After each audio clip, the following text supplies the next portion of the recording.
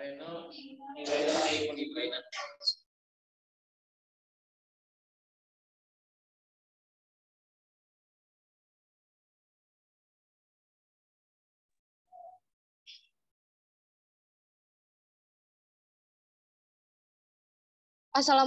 warahmatullahi wabarakatuh. Selamat siang dan salam sejahtera untuk kita semua. Semoga dalam keadaan sehat dan kembali lagi dalam webinar arsitektur. Kini episode kedua pada acara Titik Temu 2022. Puji dan syukur marilah kita panjatkan kepada Allah Subhanahu wa Ta'ala. Karena berkat rahmat dan karunia-Nya, kita bisa berkumpul bersama meskipun secara virtual di acara ini. Tak lupa juga kita haturkan salawat dan salam kepada Nabi besar kita, Nabi Muhammad SAW. Dan tak lupa juga saya ucapkan terima kasih kepada para peserta webinar yang telah meluangkan waktunya. Terima kasih atas antusias yang sangat luar biasa untuk turut ikut serta dalam acara webinar arsitektur kini yang bertemakan arsitektur regionalisme yang reflektif. Bersama saya Alia, selaku pembawa acara pada siang hari ini. Sebelum memulai acara ini, saya akan membacakan tata tertib acara webinar kita terlebih dahulu. Kepada peserta webinar, diharapkan agar dapat mengikuti secara tertib dan menggunakan virtual background yang sudah disediakan. Selanjutnya, yaitu pembacaan doa yang akan dibacakan oleh Saudara Iksan. Kepada Saudara Iksan, saya persilakan.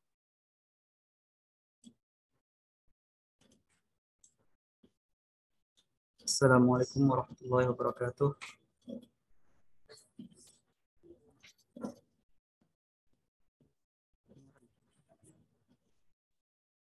Mari sejenak kita menundukkan hati dan kepala untuk merenungkan dan memanjatkan doa kepada Allah Subhanahu wa Ta'ala agar kegiatan kita pada hari ini diridhai oleh Allah Subhanahu wa Ta'ala. Sebelum memulai doa, izinkan saya untuk memimpin doa kali ini dengan doa menurut agama Islam. Dan bagi mereka yang memiliki agama lain, untuk dipersilahkan berdoa sesuai dengan keyakinannya masing-masing. Amin amin ya rabbal alamin. Bismillahirrahmanirrahim. Alhamdulillahirabbil alamin. Hamdan yuwafi ni'amahu wa yukafi mazidah. Ya Rabbana lakal hamdu kama yanbaghi li jalali wajhikal karim wa 'azimi sultan. Allahumma inna nas'aluka salamatan fid din wa 'afiyatan fil jasad wa ziyadatan fil 'ilmi wa barakatan fil rizqi wa tawfiqan qabla al-maut wa rahmatan 'inda al-maut wa maghfiratan ba'da al-maut. Allahumma hawwin 'alaina fi sakaratil maut. Allahumma ighfir lana wa liwalidayna wa lil muslimina wal muslimat wal mu'minina wal mu'minat al ahya'i minhum wal amwat innaka sami'un qaribun mujibud da'wat ya qadiyal hajat. Ya Allah, pada hari ini Jumat 9 Desember 2022 secara virtual berkumpul untuk mengadakan acara webinar temu yang diselenggarakan oleh program studi S1 Arsitektur Universitas Muhammadiyah Banjarmasin. Ya Allah, dengan memohon ridha dan izin-Mu, berkahilah semua langkah dan kegiatan kami menjadi nilai ibadah dan nilai ilmu yang bermanfaat bagi kami dan orang banyak. Ya Allah, bimbing dan berkatilah hati kami dan pikiran kami dengan cahaya bimbingan-Mu. Terapkanlah hikmah pada kegiatan kami hari ini, agar acara webinar temu ini dapat berjalan dengan lancar sampai ke ujung acaranya. Ya Allah, Engkau Tuhan yang Maha mengabulkan doa. Perkenankanlah doa-doa kami. Rabbana atina fid dunya hasanah wa fil akhirati hasanah wa qina adzabannar. Subhana rabbika rabbil izzati amma yasifun wa salamun alal mursalin walhamdulillahi rabbil alamin.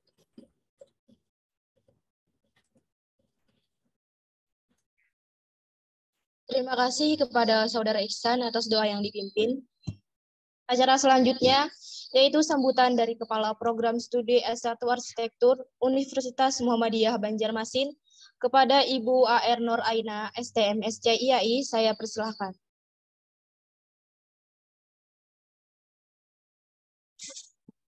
Assalamualaikum warahmatullahi wabarakatuh. Alhamdulillahirrabbilalamin, berkat rahmat Allah Subhanahu wa Ta'ala sehingga kita bisa berkumpul di acara webinar ini. Tidak lupa serta salawat dan salam kepada Nabi kita Muhammad SAW. Kemudian yang saya hormati para rekan-rekan dosen, khususnya di lingkungan Fakultas Teknik Universitas Muhammadiyah Banjarmasin.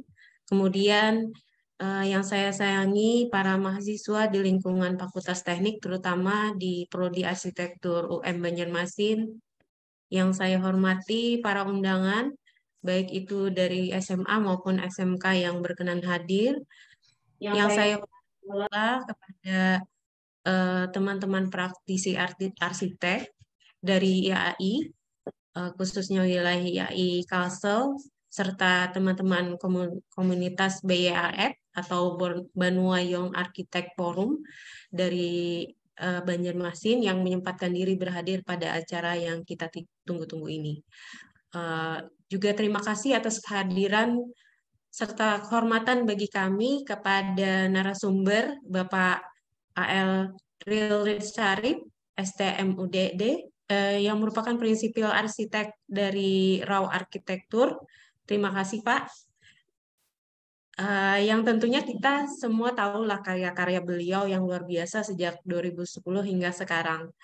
Nah, jadi webinar arsitek ini merupakan rangkaian kegiatan titik temu, namanya kegiatannya titik temu, yang diselenggarakan oleh program studi arsitektur dalam rangka Milad Prodi Arsitek.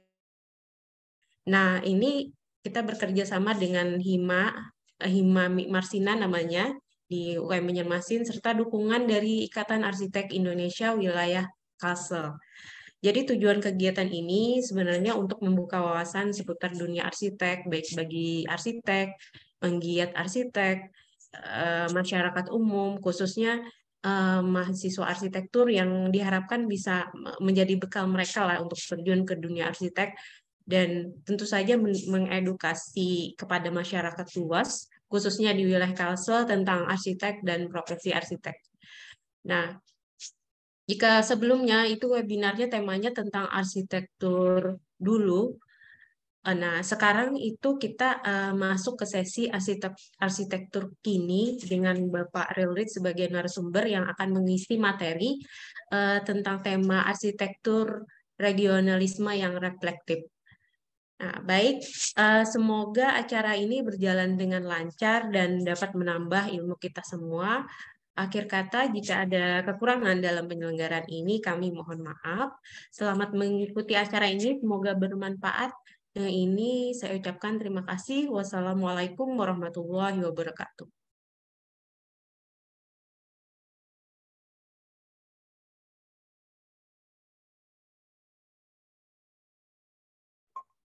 Terima kasih Ibu atas sambutan yang telah diberikan. Sebelum beranjak ke acara selanjutnya, saya memberitahukan terlebih dahulu bahwa untuk mendapatkan sertifikat pada acara ini, peserta harus mengisi absensi terlebih dahulu, dan absensi akan diberikan di room chat Zoom setelah pemateri selesai atau sesaat sebelum penutupan. Baiklah, tiba saatnya kita di acara inti. Yang kita tunggu-tunggu adalah pemaparan materi oleh narasumber yang sudah berhadir di tengah-tengah kita. Acara inti ini akan dipandu oleh moderator kita, yaitu Bapak AR Muhammad Alfred Nurizani ST, MArsiai. Sebelum saya menyerahkan acara ini, saya akan membacakan CV moderator terlebih dahulu. Berikut CV beliau.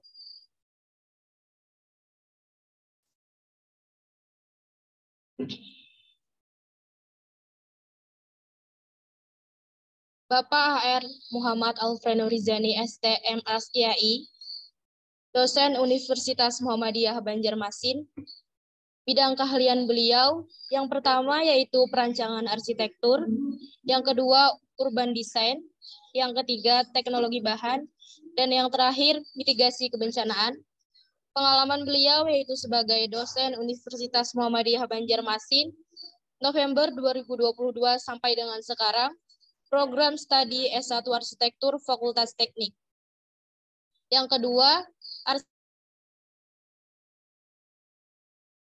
pembuatan desain rumah tinggal pribadi, perumahan, dan lain-lain.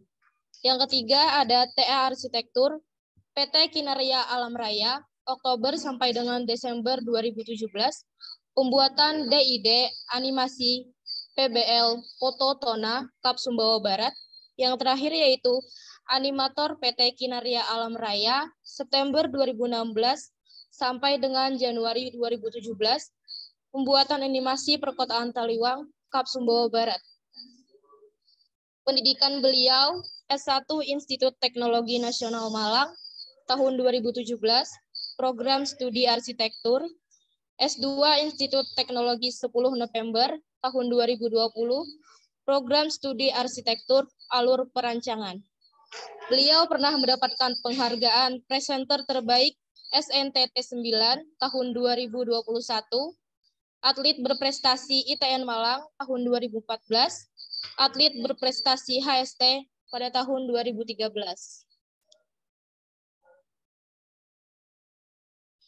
Baiklah, itu tadi CV dari Bapak AR Muhammad Alfreno Rizani ST MRCI. Selanjutnya acara saya serahkan kepada moderator. Kepada Bapak dipersilakan. Baik, terima kasih kepada MC.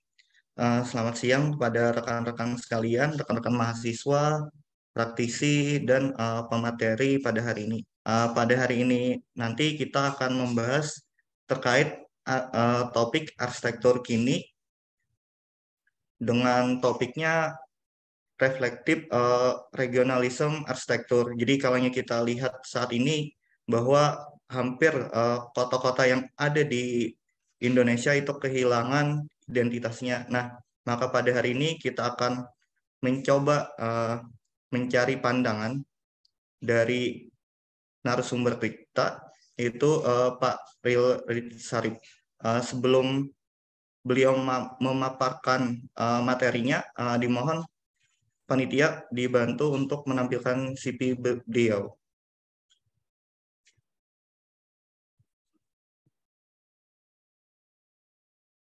Baik, Bapak Arsitek Rilrid Sarip, ST Mutia, arsitek di Rao Arsitektur.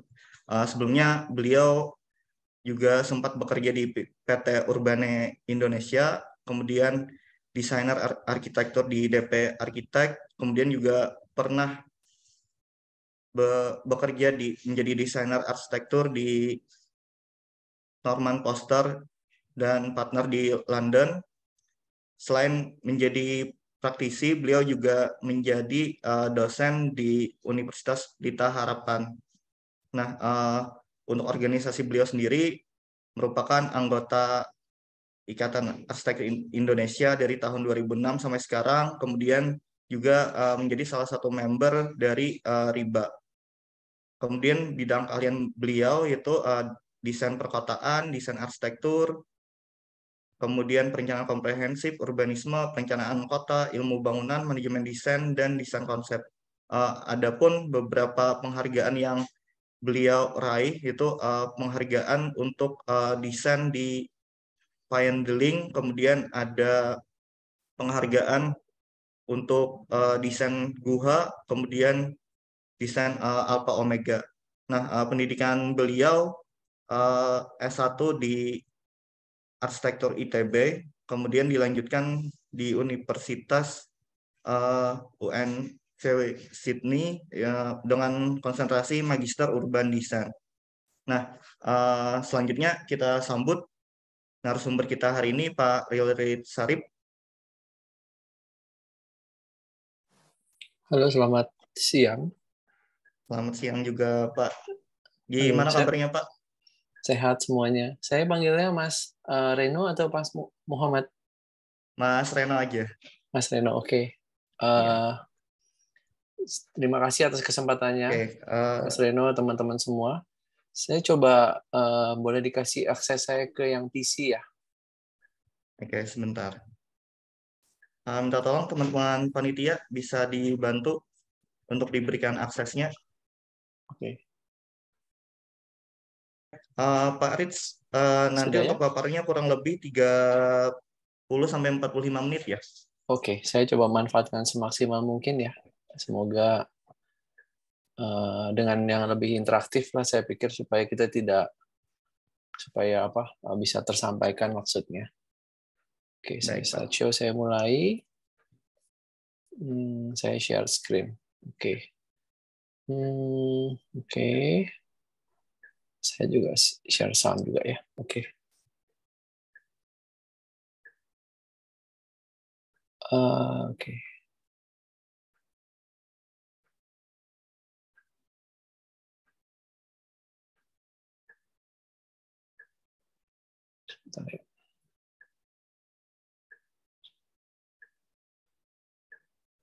Terus saya slideshow dulu. Oke. Kelihatan Pak Rino? Ya, kelihatan Pak. Oke, tolong nanti saya dikabarin kalau suaranya tidak terdengar jelas ya. Baik. Oke, saya mulai begitu ya. Baik Pak, silakan Pak. Oke, selamat siang buat semuanya, salam sejahtera dan salam kedamaian untuk kita semua. Semoga paparan kali ini bisa berguna untuk teman-teman semua.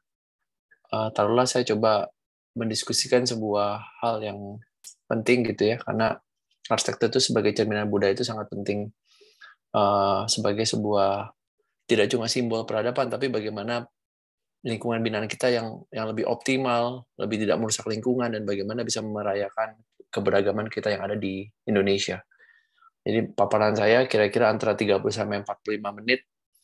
Saya coba ambil judul ini arsitektur regulasi reflektif, karena ada titik-titik di mana saya begitu berkaca tentang apa yang sedang kita kerjakan. Sebenarnya kami kerjakan di studio itu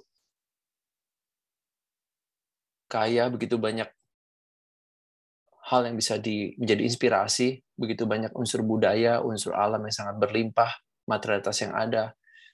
Bagaimana bisa membuat kita itu pertama kali menjadi bangga dengan apa yang kita punya, dan kemudian membawanya bersama-sama, memikirkan apa yang kita bisa bawa ke dalam arsitektur yang sifatnya lebih berguna untuk masyarakat kita.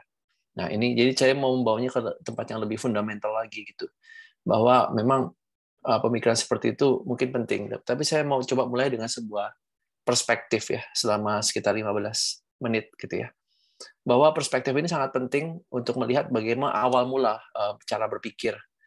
Saya berpikir bahwa mulai dari definisi bahwa sebuah reflective regionalism itu ada beberapa tahap. Tahap pertama itu tahapan yang sifatnya pendobrakan gitu, ada tahap learning, habis itu masuk ke tahap yang lebih kritikal gitu ya, kritis gitu, sampai ke tahap yang lebih reflektif.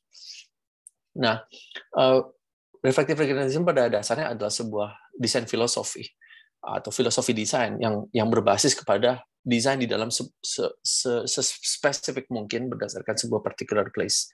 Kita tidak berbicara tentang dogma-dogma tertentu tentang bagaimana generalisasi yang terjadi, tapi kita berfokus ke dalam setiap proyek itu punya keunikan tertentu ya, dan punya keunikan terkait dengan budaya dan arsitektur yang berkelanjutan. Jadi kedua hal itu mencoba dipikirkan secara terus-menerus. Di mana definisi arsitektur berkelanjutan adalah bagaimana kita ini hidup di bumi tidak buang-buang resources, tidak buang-buang energi, dan kita ini semua masa sangat kritis gitu. Nah, bahwa segala sesuatu itu sangat terbatas, jadi bergerak berdasarkan keterbatasan. Dari situ kita bisa melompati sebuah garis-garis batas yang kita definisikan. Nah, pada dasarnya saya coba merefleksikan ada beberapa areas gitu dari arsitektur hijau atau sustainable design, dan ada dua areas ke dalam sebuah desain yang sifatnya humanity, sifat punya kebudayaan. Yang pertama, site and climatic response. Nah, cara saya ini adalah saya mencoba untuk menggapai beberapa inspirasi yang ada di lokal atau di dunia untuk bisa sebagai alam refleksi kita bersama. Ada 6 area besar. Yang pertama adalah bagaimana memaknai site ya, bahwa kita ada di iklim tropis, ada di tengah-tengah ekuator dengan suhu udara yang cukup nyaman gitu ya, dan memiliki kekayaan alam yang sangat berlimpah. Kalau kita lihat di beberapa terminologi, kalau kita bilang kita di negara South ya, ada negara North yang negara kaya. Kalau kita bilang kaya dan miskin, well developed dan kita underdeveloped gitu ya. Nah sebenarnya daerah negara-negara North itu ada di yang hijau ini. Justru ada di negara-negara yang ada di iklim yang temperate, iklim 4 musim, hidup di sana tidak mudah dan cenderung ekstrim. Gitu. Kita ada di negara yang sangat kaya dan penuh dengan resources, penuh dengan gunung berapi, ada banyak bencana juga, tetapi pada dasarnya kita adalah sebuah negara yang tidak perlu bertahan hidupnya adalah bagaimana kita bisa memiliki daya adaptasi itu tidak perlu terlalu tinggi untuk bisa tinggal di negara kita. Nah, begitu kita lihat site and climatic, sebenarnya kalau kita lihat beberapa karya arsitektur dunia gitu yang menjadi etalase sejarah arsitektur kontemporer itu ada di daerah Eropa dan Amerika, di mana sudut matahari itu muncul dari selatan ya. Jadi kalau matahari dari selatan selalu muncul dari selatan, tidak pernah dari timur, tidak pernah dari utara. Jadi beberapa fasad muka bangunan misalnya yang dibuka ke kaca dan sebagainya yang lebih membutuhkan cahaya, itu sangat dibutuhkan cahaya ya, itu dibuka ke arah selatan gitu ya. Dan bayang-bayang untuk negara di kawasan desert atau negara yang panas itu menjadi sangat penting. Dan cahaya untuk di daerah Amerika dan Eropa itu menjadi sangat penting, terutama Eropa yang di daerah utara ya. Nah, yang menarik turun sudut 37 derajat sampai 45 derajat, naik lagi sampai sudut 20 derajat. Jadi relatif ada di daerah utara kita gitu. Jadi dari sini.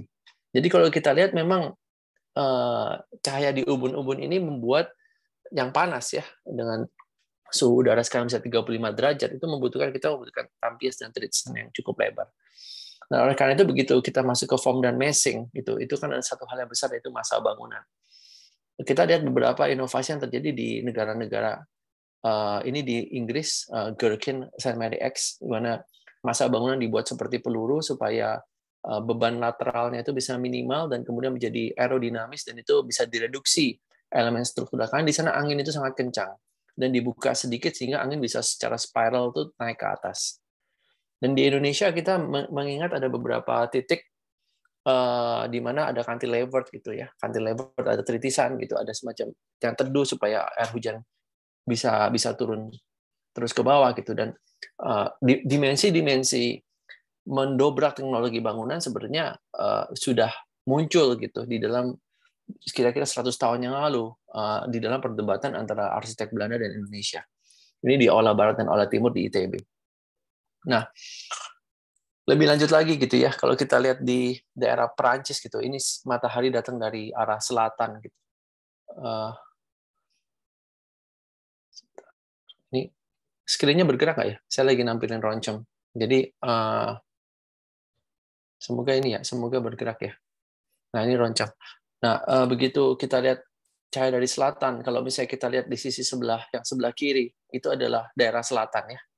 Jadi matahari muncul dari timur di sebelah kanan gitu ya. Jadi itu altarnya masuk, kita bisa lihat pagi-pagi berdoa di sana jam 7, cahaya matahari muncul dari timur. Habis itu sepanjang waktu dia berputar di daerah selatan dan kemudian masuk lagi ke daerah barat gitu. Jadi selama sepanjang hari gitu kita mendapatkan atraksi cahaya gitu dari arah selatan ini. Luar biasa karena di luarnya adalah altar juga, di dalamnya juga altar. Jadi luar dalam itu sifatnya altar. Jadi ini adalah bangunan church yang luar biasa karena bangunannya ada di puncak bukit dan bergantung ekonominya pada pembangunan gereja ini. Sorry. Mati ya ini ya. Oke, saya share lagi ya. Oke. Nah ini mengantungkan pada gereja dengan pembangunan yang sifatnya bersama-sama. Dan bayangin ini di puncak bukit, di atas bukit, tapi dibangun seperti ini. Pertanyaannya bagaimana caranya? Jadi Le Corbusier sebenarnya membangun tidak dengan dirinya sendiri, tapi membangun bersama-sama masyarakat. Ia membuat sebuah dirijen orkestratik satu kota untuk membangun gereja ini sebagai sumber pencarian warganya. Jadi arsitektur itu bisa mendobrak batas dari sifatnya individualistis sampai ke partisipatoris. Berpartisipasi membangun bersama-sama. Tentu saja arsitek menjadi leader di situ. Dan ini 50-an gitu. Sudah ada karya yang sekompleks ini sebesar ini dengan nilai puitis yang cukup baik. Dan ini Alfa Aalto di Finlandia. Kita tahu bahwa di Finlandia itu adalah negara yang post-war, after-war, gitu ya.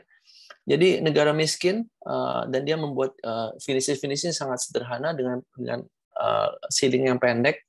Dari depan terlihat seperti gunung, dari belakang terlihat seperti lembah, gitu. Di antara dua buah muka gitu dengan finishing yang sangat sederhana dia memainkan sekuensial gitu dan beberapa furniture yang didesain sendiri. Nah, ini saya masuk itu masa bangunannya. Jadi masa bangunan itu terkait juga dengan beberapa limitasi dan juga keinginan untuk melompati batas. Jadi ada metaforik juga. Dan kita bicara soal external envelope, apa yang dibikin sama Laurie Baker di India. Kita lihat bahwa ada semacam kerangka-kerangka bata itu ya, bata yang disusun begitu cantik. Ini kira-kira sekitar 50 tahun yang lalu. Lubang-lubang yang dia bilang jalis sebagai sebuah kerajinan lokal gitu dengan inspirasi dari tenunan yang ada di daerah Kerala. Jadi ini yang menarik dari development dari yang dibikin oleh Laurie Baker adalah dia mendesain bangunan ini adalah dengan bangunan yang murah, tidak mahal gitu. Jadi batanya juga bata yang sederhana dan luasan per meter persegi, biaya per meter persegi pun bisa ditekan menjadi setengah kali lipat dengan bentuk yang radial gitu. Jadi ada hal-hal yang terkait dengan ekonomi yang dipikirkan dengan keterbatasan yang tidak hanya mengejar bentuk-bentuk tertentu ya. Nah, saya masuk lagi ya ke dalam lebih dalam lagi ke dalam sebuah sistem MEP, Environmental System Energy and Water. Jadi efisiensi energi dan efisiensi air. Dan bagaimana integrasi mekanika, elektrikal dan plumbing atau pemipaan. Gitu. Jadi saya masuk lagi. Nah, ini apa yang di-develop sama Norman Foster di Sainsbury di daerah United Kingdom.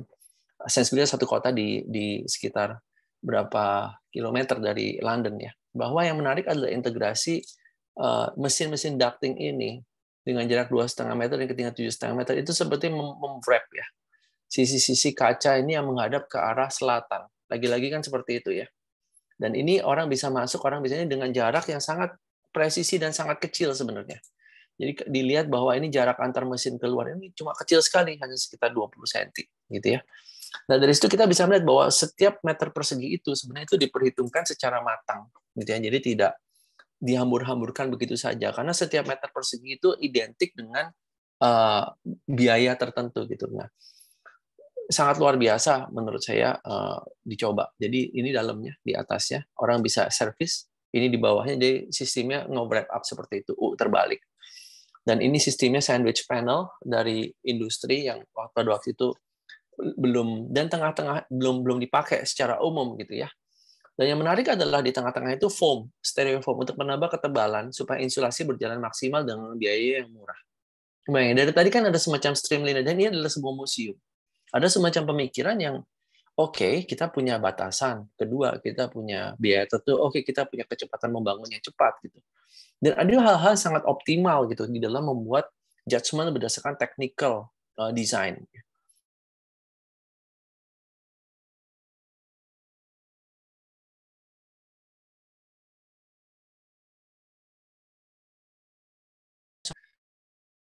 Water cooler gitu ya, daerah high rise ya. Dan bagaimana kita bisa sekarang ini itu terkait dengan efisiensi membangun juga gitu ya. Kalau kita nanti gitu ya. Biasanya kan kalau high rise dengan bentang-bentang lebar kan tebal-tebal ya. Dan akhirnya biaya membangun itu kita bisa kurangi. Karena setiap 10 cm itu identik dengan sekitar 0,5% biaya membangun. Jadi kita reduksi dari ceilingnya dinaikin, floor to floor-nya dipendekin seperti itu. Dan efisiensinya berjalan sampai ke lubang ducting pun bisa dikompres secara kecil. Misalnya cuma kecil sekali, cuma sekitar 2 cm, di situ angin masuk gitu ya. Nah, ada hal-hal tentu seperti kita lihat desain mobil, di mana semuanya itu press ya. Handle-nya ngepres sama casing-nya, dan casing-nya nggak bulky, dan termasuk juga desain HP gitu. Kalau kita lihat desain HP seperti ini, sangat presisi gitu. Dan sistem ahbar di setiap lantai dan diputar dia sekelilingnya. Jadi itu pun supaya udara luar bisa keluar langsung. Air handling unitnya ada di setiap floor gitu ya. Dan dari atas bisa dipakai untuk kafe. Dan itu sangat luar biasa sih pemikiran seperti itu. Dan bisa di Inggris gitu bahwa untuk membuka pintu itu tergantung suhunya gitu. Suhu -5 sampai -5 ya jangan dibuka gitu karena kita tidak nyaman. Pakainya adalah pakai heating 5 sampai 12 gitu ya. Oke, kita pakai heating yang sifatnya yang tadi bisa dibuka sedikit tapi bisa kalau yang Yang -5 sampai 5 dia perlu air pressurized untuk cross air ventilation untuk air fresh air gitu ya. Kalau yang 5 sampai 12 itu nggak perlu, cuma perlu dibuka sedikit. 12 sampai 25 bisa dibuka, itu enak gitu ya. 25 sampai 30 ya ini perlu kipas angin. 30 sampai 35 kita perlu tutup sebenarnya. Habis itu kita perlu fan cooling sifatnya, yang sifatnya bisa pakai stack effect, mechanic system atau cross air ventilation gitu. Dan hati-hati begitu terpapar sama matahari secara langsung. Jadi perlu tritisan intinya di situ. Nah, ada hal-hal tertentu terkait dengan MEP tadi, dan saya masuk ke level kelima. Ini cara berpikirnya sebenarnya sangat penting.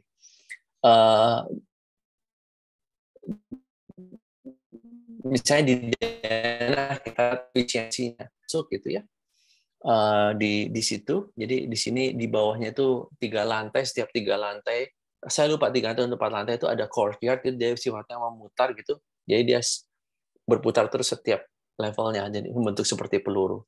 Dan itu terintegrasi juga dengan meja-meja dan ruang rapat gitu. Dan lihat di sini kan ruang rapat, meja atau private room. Ruang rapat pun bisa berubah jadi private room dengan space yang sama. Kalau kita di sini ada program kan, ya. Saya nggak bicara soal high zone, low zone lah, pasti ada areanya di sini gitu. Tapi dengan begitu kan kita lihat ya, sebenarnya solusinya kan dari segi nirmana kan sangat simpel gitu. Tetapi waktu eksekusinya ada beberapa technical yang sangat detail gitu. Jadi tidak mudah gitu eksekusinya. Dan ini lebih dari saya lihat di Spanyol ada karyanya Gaudi. Dia buat denah seperti sarang semut seperti ini. Depannya La Pedrera yang artinya adalah the cave, gua batu gitu ya, yang disebut juga Casamila. Atasnya pun bermain gitu. Sampai ke atas ini masih flat, di atasnya lebih dimainkan lagi lantai atapnya. Intinya sebenarnya apapun yang terkait dengan elemen-elemen seni yang ada di luarnya gitu. Tapi di dalamnya ada sebuah courtyard gitu, courtyard tempat cahaya masuk. Dan sebenarnya internal configuration seperti ini dan seperti ini, yang 2 hal yang kita bisa perbandingkan terus itu sama-sama ingin menggapai cahaya fungsional, teknikal yang baik gitu. Di luar keinginan untuk membuat karya seni di dalam arsitektur. Frank Gehry kita lihat denahnya biasa saja gitu. Jadi seakan-akan di rumahnya dia, denahnya ada denah rumah lama, dikelilingi oleh masa-masa yang kemudian di-define membuat sebuah perasaan inside dan outside. Jadi dari dalam sini bisa keluar, dikelilingin dia satu sama lain, sampai dia semuanya dicacati di lubang-lubang-lubang-lubangnya, jadi seakan-akan masanya sudah menyatu antara outside dan inside. Gitu ya. Saya masuk lagi. Jadi materialitas gitu, kita masuk ke karya Carlo Scarpa di Italia. Menggunakan casting beton, dicor habis itu jadi begitu indah itu dengan casting yang luar biasa rapih gitu ya, dan juga ada penggunaan material wood, dan di dalamnya ada semacam simbol-simbol yang dipakai gitu. Misalnya simbol ini double curve gitu ya, sifatnya yang berarti cinta gitu, penyatuan 2 buah ring gitu ya, sangat melankolis dan romantis gitu. Tetapi pada aksis-aksisnya dia bicara kalau ini adalah sebuah denah gitu ya. Kita lihat pintu masuk ada di sini, yang saya tunjuk ini. Bisa kelihatan ya? Saya tunjuk di atas sini, itu adalah yang ini. Gitu ya. Jadi dia berputar di sini dan diputar diagonalnya, dan ini juga diagonal diputar. Jadi begitu masuk ada 2 entrance, satu dari sini sama satu dari sini. Dari bawah juga kita bisa melihat bahwa kita itu merasa diterima. Dan space-nya ini kecil, tapi secara kualitas arsitektur memiliki sebuah intimasi gitu di dalam membuat eksekusi design and building. Dan dieksekusi dalam waktu ini kalau nggak salah ini dibangunnya sekitar hampir 10 tahun. Gitu. Jadi proyek arsitektur itu tidak hanya berjalan 1 tahun selesai, 2 tahun selesai, gitu. Tidak seperti itu. Jadi ada sebuah pendalaman yang dilakukan oleh para arsiteknya, juga oleh bersama-sama kliennya, untuk menjalani hidup ini bersama-sama dengan lebih baik. Gitu. Nah, ini sebuah karya Carlo Scarpa yang di Castelvecchio gitu, di kota Verona. Ini beda kota lagi. Menariknya adalah ini sebuah museum, dan kita lihat ini eye level gitu, ini di ketinggian kalau nggak salah 2,1 dan orang ada di sini. Jadi kita merasakan di ketinggian mata manusia kita bisa lihat bahwa ini adalah sebuah finishes yang sangat raw, tapi tidak semuanya, hanya di ujung-ujung seperti ini. Juga seakan-akan patung itu melihat kita, bukan kita yang melihat patung, gitu ya. Dan begitu kita lihat selanjutnya menarik karena di sini ada pakai limestone gitu ya, sebagai edges-nya aja, dan di tengah-tengahnya beton, dan ini pakai cat yang menyerupai cat limestone gitu. Jadi cat itu dipakai untuk membuat finishing yang sederhana terlihat seperti alami gitu. Dan ini pasti lebih murah. Namanya stucco lucido dan dia terkenal sekali untuk membuat finishing seperti ini, stucco lucido. Jadi ini desain dia dan kita lihat arsitek selanjutnya ada Alvar Aalto di Finlandia lagi. Tadi karyanya ada di sebuah city hall. Dia membuat bata seperti ini di satu perkebunan gitu ya, kayu gitu. Ini town hall-nya. Jadi ini mendesain sebuah bangunan yang taktil ya. Ada courtyard di tengahnya, bangunannya berjenjang-jenjang gitu dari bawah ke atas, ada semacam pintu masuk di sini. Di atasnya adalah sebuah hall besar gitu, dan intinya adalah sebuah tempat pertemuan, balai pertemuan untuk kantor yang namanya Sainat Salo. Jadi distrik ini menjadi sebuah kota. Ada sebuah kesamaan dengan apa yang kita lihat di Indonesia sehari-hari. Tapi saya coba melihat, kita lihat ini karyanya Florian Lepret. Meiji Mura di Nagoya yang dipindahkan dari Tokyo, yang Tokyo sudah hancur, pindah ke Meiji Mura. Dipindahkan lobinya saja. Kita lihat ada reminiscence sama arsitektur candi misalnya, atau arsitektur Bali. Detailnya luar biasa kaya, diulang-ulang, terus-menerus dari depan ke belakang. Aksis depan sama kanan simetris, stabil. Tangga juga sangat intimate, ketinggian floor to ceilingnya setahu saya dulu kalau nggak salah 2,3. Habis itu perulangan detailnya juga bata bertemu ukiran gitu ya, ada kayak ukiran beton dicor, ada ukiran bata, dan juga ada ukiran tembaga yang jadi list pelang, dan ada ceilingnya juga. Dan ini ada sebuah titik di mana dia terinspirasi dari arsitektur yang ada di timur, terutama arsitektur candi yang dia temui gitu, beberapa tempel yang ada di Jepang, gitu. Jadi desain itu sebenarnya cross country ya, dan itu di mana saja ada sebuah reminiscence yang sama, archetypes kita. Rumah Arif Budiman yang luar biasa dari rumahnya terbentuk dari kayu merbau yang masih berlangsung sampai sekarang, bagus sekali, 1987 dikonstruksi sampai sekarang masih berfungsi. Orang bilang berapa umur kayu? 10 tahun. Tidak, bisa lebih dari itu. 1987 sampai sekarang. 13 tahun ditambah 22 tahun. Berapa tuh? Lama ya. Gitu. 13 tahun ditambah 22 tahun. Berapa? 35 tahun ya. Luar biasa kan, masih juga berjalan gitu. Jadi apapun materialnya, apapun ini Romo Mangun berusaha untuk mengangkat bangunan di atas pilotis seperti yang dilakukan oleh Corbusier, dan dia mentwist itu di dalam sebuah reposisi dari arsitektur vernakular yang terinspirasi dari apa yang ada di Indonesia gitu. Dengan sistem talang dan sistem gedek yang ada disambungkan begitu saja.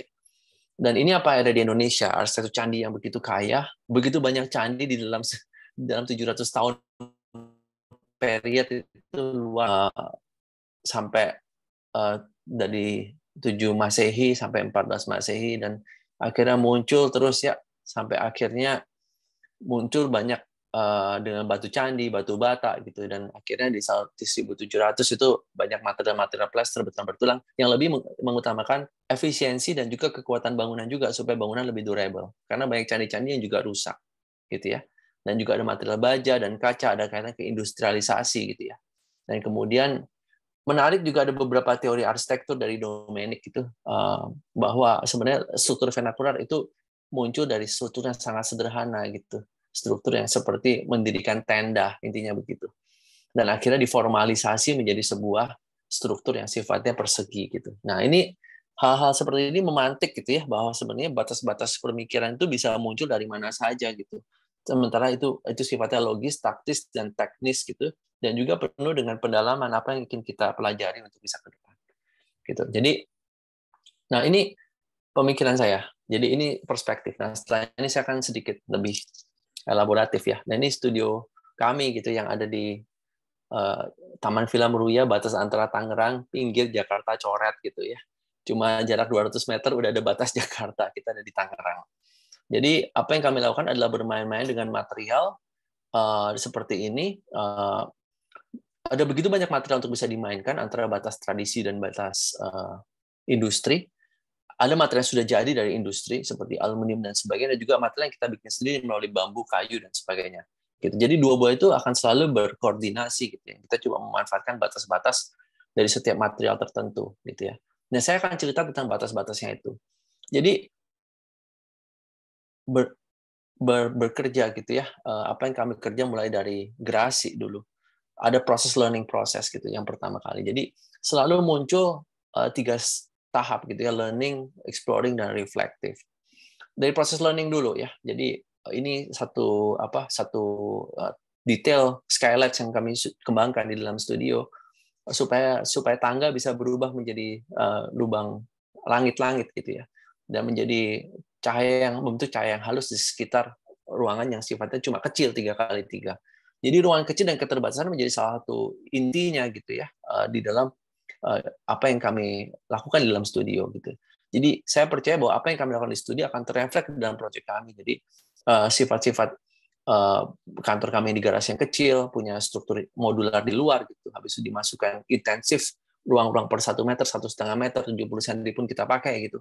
Jadi ada perasaan-perasaan survival yang harus berpikir sampai kita mentok dan tidak bisa berpikir lagi gitu. Sampai kita sudah menggunakan seluruh daya batas yang kita punya gitu, seperti itu. Jadi bahkan space kita gunakan atas, bawah, mezanin, luar, dalam gitu. Dan kita coba pergunakan semaksimal mungkin. Dan akhirnya menjadi begitu banyak tempat yang punya begitu banyak program yang berbeda. Dan kemudian begitu kita berpindah ke satu tempat yang lain gitu kami. Dan sistem itu juga sama gitu. Jadi antara satu space dan space yang lain saling berdialog dan terus saja berubah dan saling berdialog. Jadi yang ini adalah bangunan yang lama yang modular tadi dipindahkan ke sini. Di belakang adalah sebuah skeleton yang sifatnya fleksibel dengan modul 6x6 gitu ya. Overall ya, 6x6 tergantung lahan gitu ya. Jadi modul yang sangat sederhana 6x6 ini dengan satu courtyard di ruang tengah gitu ya, yang sifatnya ada sekitar 12x12. Jadi sangat kotak gitu ya, yang di sana dibuang buat area air, kolam renang.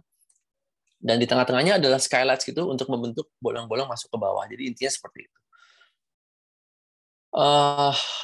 Dan titik selanjutnya adalah bangunan bambu seperti ini. Bagaimana kami juga mencoba untuk bereksplorasi gitu ya. Sehingga titik-titik reflektif itu muncul di dalam proyek ini, bangunan tahap 1 sampai ke tahap selanjutnya gitu. Ini sampai ada skylight seperti ini. Dan tahap selanjutnya ada berupa bangunan bambu yang di sebelah kanan.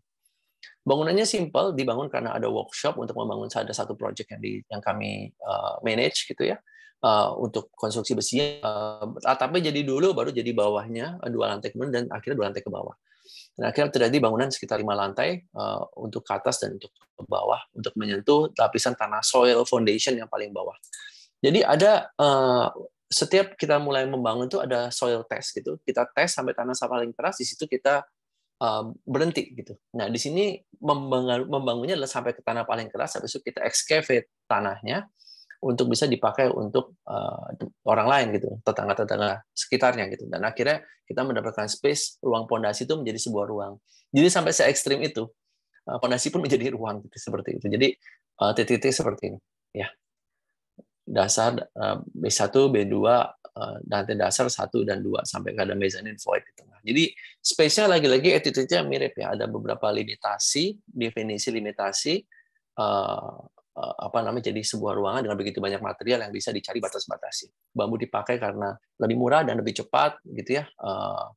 Dan juga besi dipakai gara-gara bisa menjaga stabilitas gitu, dengan skala-skala lebih tertentu, lebih dari sekitar 6 meter kita harus pakai besi. Jadi ada saling berdialog ya setiap material, nggak cuma satu material aja. Nah, ini satu proyek di daerah Kemang gitu. Yang menarik dari proyek ini adalah dinding yang coba dipertahankan sampai 68 meter, 4 kalau di sini ditulis ya sama tim saya. Dan tidak dipertahankan kita 62,22 gitu. Jadi akhirnya yang merah ini yang dinding yang dipertahankan gitu ya. Yang kuning dinding yang dihilangkan gitu ya. Dan akhirnya membentuk sebuah kolase gitu, dinding-dinding yang baru, ada semacam struktur-struktur kayak meja yang baru di bangunan renovasi, karena ada banyak bangunan juga sudah dikonstruksi tapi tidak dengan baik gitu. Jadi kita coba melakukan suntik dan tambahkan struktur di atasnya. Dengan tentunya dengan skylight supaya ada cahaya matahari bisa masuk. Dan kemudian ini sketsanya, dan kemudian bangunnya seperti ini, menghadap ke arah barat ini di sini ya. Jadi begitu masuk ada semacam screening, baru masuk ke void, belakang masuk ada cahaya seperti itu. Nah ini ya, jadi bisa dilihat kombinasinya ya, materialnya pun dimainkan. Kita tidak pakai material-material kayak lavish banget gitu, yang pakai material-material yang hanya take it for granted gitu. Kita mengolah dari material bata, terakota yang datang dari para pengrajin, yang kita coba ada dialog itu dengan sifatnya langganan adalah budget hotel di Rivoli. Jadi strukturnya udah jadi sebelumnya dan kita melakukan beberapa adjustment untuk mereduksi cahaya matahari di sisi sebelah barat gitu ya dan selatan gitu. Jadi dibuka ke arah view kanan, di arah view kiri ini jadi semacam shading gitu. Sebenarnya di bawahnya adalah lobby. Seperti ini sistemnya. Jadi seperti sisik-sisik dibuat gitu ya supaya ada shadingnya. Dan ada apa namanya respons kepada sisi selatan gitu ya, ya seperti ini ya, nah kayak gitu. Jadi ini strukturnya begitu kami develop dan sampai finish. Jadi harusnya finishing itu pakai beton diaci, pakai beton expose gitu, tapi akhirnya dicat untuk kaitan ke praktikalitasan gitu. Dan saya sendiri juga ya cukup happy gitu ya karena memang yang praktikal dan teknis-teknis saja juga sudah cukup baik gitu. Dan supaya tidak warnanya tidak jadi bergelombang karena ini tidak hanya rumah tinggal yang rendah gitu, tapi yang lebih kompleks yang tingkat tinggi gitu. Ini satu project kami di Alam Sutra, ada satu interior office gitu ya yang tadinya expose, intinya adalah pengen untuk membangun beberapa perusahaan di dalam sebuah layout yang kira-kira sekitar 1.000 square meter gitu ya. Jadi pintu masuk ini di sini, begitu masuk lobby ini ada meeting room, habis itu masuk ke sini ini ada semacam library, dan masuk sini semacam koridor, belakang pantry, dan kiri ke kanan adalah beberapa ruang-ruang hall besar gitu, tempat beberapa company yang ada di situ. Jadi kita lihat dari luar, ini objektifnya adalah menggunakan material, karena kami dulu berelasi dengan beberapa tukang kayu, jadi relasinya bagaimana kami bisa membuat arsitektur menggunakan triplek tanpa di finish sama sekali gitu. Jadi di kotak-kotak dipotong-potong secara modular, kemudian dikaitkan menjadi satu dan menjadi sebuah bahasa hyperboloid gitu ya, yang akhirnya saling mengunci satu sama lain. Intinya seperti itulah ya, dengan kombinasi pohon, dan ini akan like a forest of plywood gitu. Nah ini seperti ini. Dan akhirnya dibangun dan akhirnya selesai dalam jangka waktu 3 bulan gitu ya. Gitu ya. Jadi seperti ini kombinasinya. Jadi sangat simple, tidak ada perubahan berarti sama sekali, hanya discrete beton, kasih rumput sintetik, ada experience yang membuat orang itu tertarik dengan desain gitu, dan juga dengan biaya yang tidak mahal. Seperti itu lagi. Jadi expose gitu, daripada ini ditutup mendingan di-expose semua. Kalau kita lihat secara perspektif itu akan kelihatan kayunya aja kan, tidak akan kelihatan kayak expose di dalamnya. Kita nggak ngeliat like ke 90 derajat naik lihat ke atas gitu kan, nggak kayak gitu. Nah ini apa yang kami bikin di Galeri Nasional, kami dapat juara 1 waktu kompetisi terbuka. Jadi membuat semacam bumi dan langit as a metaforik ya. Jadi bangunan lama dibuat frame dengan bangunan-bangunan yang sifatnya lebih kontemporer, yang akhirnya the meaning of it is like taman, garden gitu ya, yang akhirnya bumi dan ada di belakangnya artinya langit gitu, yang melihat bangunan yang lebih tinggi itu ke atas menjadi latar sebagai bangunan konvensional yang ada di bawah sini, yang heritage, bangunan pusaka. Jadi seperti itu. Jadi begitu masuk, melihat bangunan pusaka ini atasnya skylightnya kita perbaikin gitu, jadi ada cahaya begitu masuk, baru masuk ke bridge-nya gitu ya. Habis itu masuk ke dalam bangunan lamanya, kita renovasi ulang, dan ini bangunan seperti peluru tadi di Saint Mary X, tapi di luarnya jadi tanaman. Dan akhirnya di bangunan belakang itu ada semacam courtyard, dan di bawahnya ada museum di bawahnya gitu ya, semacam hall besar. Ya, jadi selain itu juga kami mendesain beberapa rumah gitu ya, yang sifatnya private residence. Begitu masuk di sini ada bangunan nomor 13 ini, ruangan nomor 13 adalah ruang lobby, dan 14-15 adalah ruang semacam ruang komunal untuk beberapa generasi. Jadi ini untuk 3 generasi, jadi ada semacam courtyard kecil gitu ya, tempat-tempat kayak hotel-hotel kecil gitu, kamar-kamar, supaya saudara-saudara anak-anaknya bisa berkumpul lagi di waktu weekend gitu bersama ayah dan ibunya. Jadi ada satu sistem kedekatan seperti ini yang artinya is an act of togetherness kan ya. Dan tadi kita bicara soal diversity of the culture gitu. Ya seperti itu. Jadi ini layoutnya, ini perspektifnya ya, per fotograf. Ya gitu. Fase exploring ya. Saya mungkin kira-kira 10 menit lagi. Ini rumah yang kami kerjakan 8x24. Berminimalis, begitu masuk ada foyer besar, wind tunnel turun naik ke atas, habis ada view ke belakang, ada semacam background di sini di belakang. 8x24, ini kalau ini 6x6 itu sangat efisien. Jadi bisa jadi sebuah central core, ada area service sebelah paling kanan. Jadi ini sifatnya intricate ya, waktu kita bicara soal program di dalam praktis arsitek. Dan secara desain gitu kita bisa bertanggung jawab secara material finishes menggunakan beton semua gitu, karena is readily available gitu, dan bisa ada putik itu begitu kita tidak menggunakan finishing apa-apa gitu, dan hanya diekspos seperti itu gitu ya. Dan di sini juga dikasih air minum gitu, jadi ada tap water yang bisa diminum langsung. Pakai LED di tahun 2010 ya, LED stripes gitu, pakai sistem DC pada waktu itu. Jadi seperti itu. Dan ini project selanjutnya di Alpha Omega, project yang membuat ini experimenting proses gitu ya, di Melayang tinggi 2,1. Kalau bisa dilihat seperti ini, bangunannya modular, terinspirasi juga sama apa yang dikerjakan oleh Romangun tadi di rumah Arif Budiman secara tidak langsung, dan dengan beberapa arsitektur vernakular yang ada gitu di tanah air kita ini. Jadi bagaimana sistem segitiga yang sederhana dikakukan dengan sistem hyperboloid yang sifatnya menggunakan besi yang lebih tipis. Jadi habis itu dibuat sebagai cetakan bambu gitu ya. Akhirnya bisa membuat konstruksi bangunan berjalan tidak terlalu mahal tapi bisa selesai dengan baik gitu ya, seperti itu. Jadi ada kombinasi bentuk bambu untuk entrance depan sebagai entrance untuk construction workers, dan juga ada bangunan ada yang di belakang untuk yang lebih permanent gitu ya, untuk classroom gitu ya. Jadi ada beberapa dialog antar beberapa materials lah yang untuk memecahkan bagaimana sebenarnya the play gitu, the experiments itu sebenarnya tidak terkait dengan material tertentu. Tetapi memang di waktu di sini ada beberapa ladang untuk bambu yang kita coba bergunakan gitu untuk sebagai supply gitu yang membuat segala sesuatu berjalan lebih kohesif. Ini bangunan Dancer House atau Campono House yang mirip seperti Bare Minimalis. Ada semacam view nomor 15 ke arah view, ini di hook bedanya gitu ya. Jadi tidak di row house lagi. Bentuknya pun menangkap cahaya dan menangkap angin gitu, dan ada view-nya jadi tidak terhambat sama sekali, tidak seperti ada penghalang gitu ya, jadi kayak keluar gitu ya, seperti itu. Dan didialogkan dengan kalian dengan begitu banyak iterasi desain, dan akhirnya mendapatkan sebuah komposisi gitu seperti itu. Jadi udah mulai bermain-main dengan semacam cara untuk melihat sebuah persepsi arsitektur yang muncul ya, akhirnya muncul metaforik, inspirasi gitu ya, beberapa seni yang muncul gitu. Tetapi kan lagi-lagi teknis menjadi hal yang sangat penting ya, bahwa seperti Bare Minimalis lagi itu iterasi pun menjadi penting. Nah, acian pun menjadi penting dari sekali jalan gitu ya. Dan hal-hal yang sifatnya ini budgetnya tidak boleh terlalu membengkak gitu ya, dan akhirnya kita kontrol. Dan ini project selanjutnya bangunan yang bata seperti ini.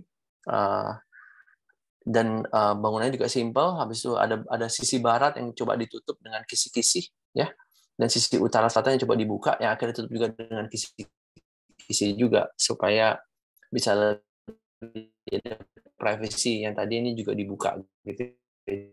Jadi ada beberapa dialog ya yang antara kecocokan antara ada tegangan dan ada kompromi gitu. Jadi arsitek itu kadang-kadang memang perlu berdialog gitu, dan perlu mengakui bahwa dirinya itu memang hanya sebagai sebuah jembatan gitu.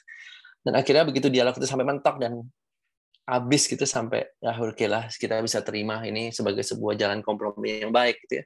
Nah, disitulah titik refleksi itu muncul gitu, seperti itu. Nah, ini ada skylight lagi di dalamnya seperti tadi di Bare Minimalis. Ada sebuah kesamaan satu dengan yang lain gitu. Dengan begitu banyak kekayaan seperti apa yang kita lihat kan di belahan dunia, di India kita ada di Laurie Baker. Jadi saya tidak bicara ini sebagai satu hal yang orisinil gitu, tetapi satu hal yang saling menginfluence satu sama lain dan memiliki flux akan inspirasi dan eksekusi yang selalu saja berputar satu dengan yang lain ya. Gitu. Jadi ini masanya yang sudah dibangun seperti itu.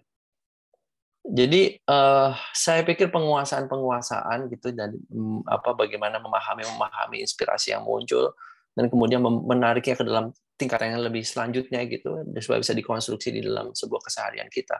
Itu menjadi sangat penting ya. Saya itu Laughton Coffee gitu ya, or Kofus gitu ya, yang nanti juga pendekatannya ada mirip antara Laughton dan Kofus gitu. Ini buat cafe yang kami desain, dan ini adalah sebuah retail store. Dari bangunan lama juga yang kita renovasi, jadi dari kita lihat bangunnya kotak aja gitu, dari yang tadi dulunya Prudensia yang kemudian disewa oleh Laughton selama 5 tahun. Akhirnya pengembangan tidak boleh mahal-mahal, tapi kita harus manfaatkan sebaik mungkin.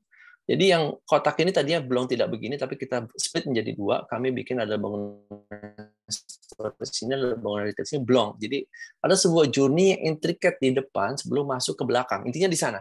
Jadi sudut-sudut ini dimainkan dengan adanya sebuah kanopi gitu ya, Jadi dimainkan kanopinya, existing ditambahin kanopinya. Jadi ada kanopi 1, kanopi 2 itu sebenarnya memainkan cahaya dan tampias hujan. Supaya tadinya di prudensial itu, air itu kalau hujan tuh banjir gitu dalam masuk. Jadi kita kasih kanopi melayang dengan struktur yang ada pakai struktur curve yang ada tadi di depan, habis itu dipakai untuk menstabilkan sisi fasad yang muncul gitu. Dan habis itu ada signage outer, simpel gitu ya. Dan kisi-kisi itu buat tampiasan hujan juga, supaya tidak tampias masuk ke dalam gitu. Itu ini sketsa muncul interior, kami bisa dari eksterior sampai interior sampai ke equipment, dan ini dibangun akhirnya seperti itu di Bandung ya. Jadi ya bangunannya simple ya, ini renovasi sederhana gitu ya, dengan apa adanya. Bangunannya juga kalau diketok-ketok itu dari panel, tidak dari dinding yang diaci dengan kita segitu cintanya pada pengacian, nggak juga gitu. Jadi ada yang diaci yang memang bata gitu, ada juga yang pakai gypsum yang di roll aja gitu pakai kuas gitu, karena itu lebih murah dan lebih affordable buat kliennya. Jadi perjuangan untuk mencapai kekritisan gitu dan kedewasaan dalam, maksud saya sendiri juga berefleksi terus gitu, supaya kita memberikan sebuah sajian atau sebuah strategi yang taktis dan dan kritis juga gitu.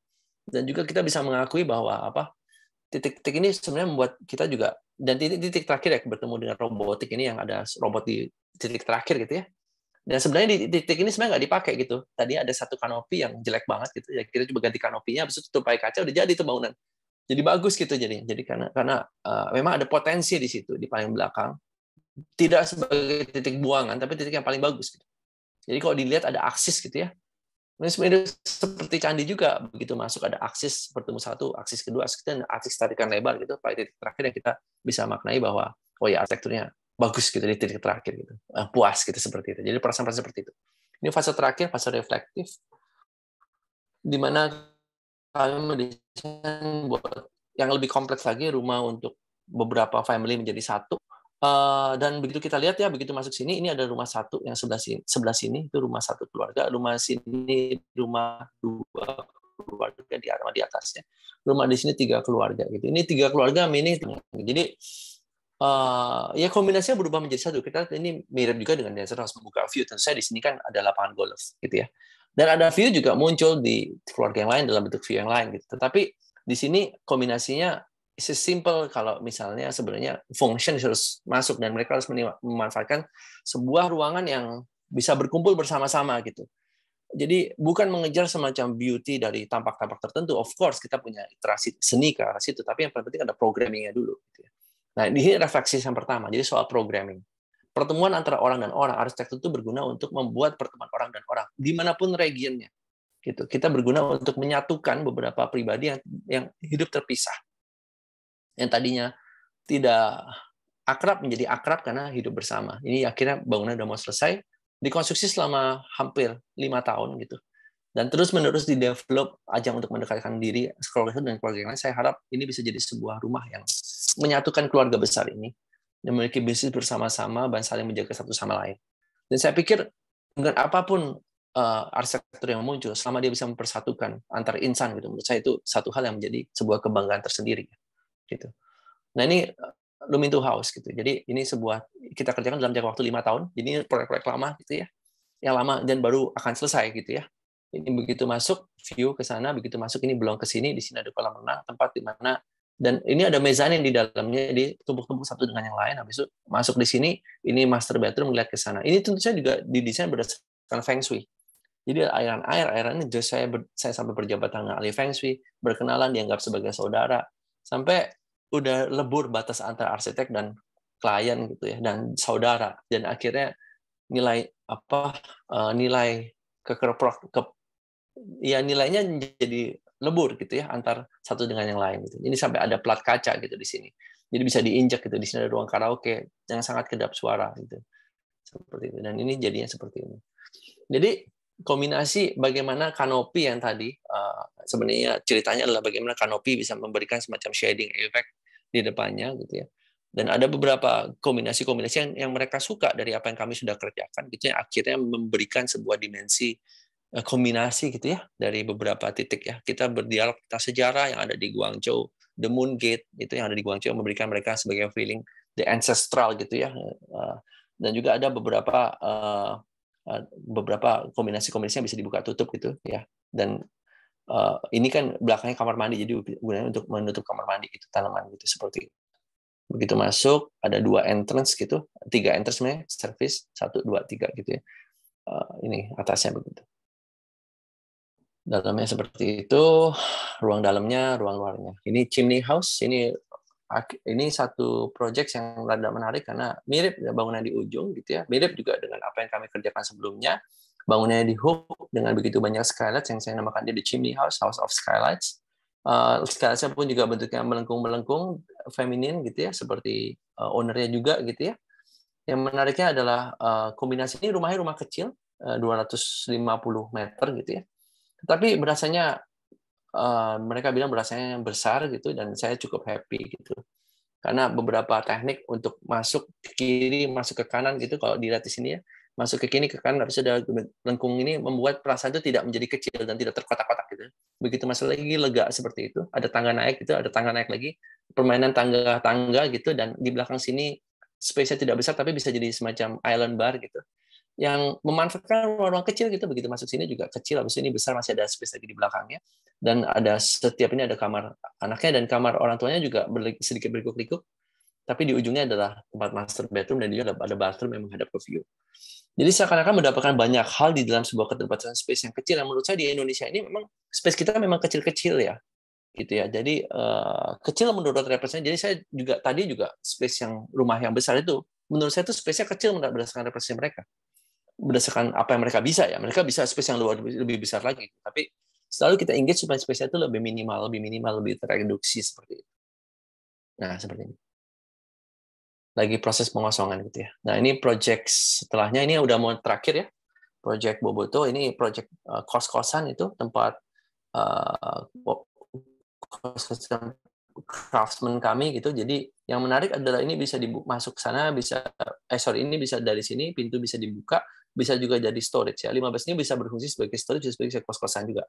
15 juga benar storage, bisa jadi kos-kosan. Yang 16 ini adalah sebuah daerah untuk retail gitu, yang bisa ada warung itu ke depan gitu. Ini ada tempat motor, ini juga bisa jadi library, bisa jadi tempat kerja, bisa jadi kos-kosan, bisa jadi tempat kerja gitu. Jadi ada adaptive space gitu. Yang nomor 12 ini juga sama gitu, ada tempat buat satu tempat buat tidur bersama gitu ya. Di sini satu keluarga, ada tempat buat. Jadi space-nya itu kecil-kecil ya, sekitar 2 meter. Ini ada 2 buah kamar mandi juga buat service space yang ini kamar mandi 1 buat service space yang ini. Jadi intricate gitu. Pintu masuknya juga ada banyak gitu dan sebagainya. Masuk ke sini, oke.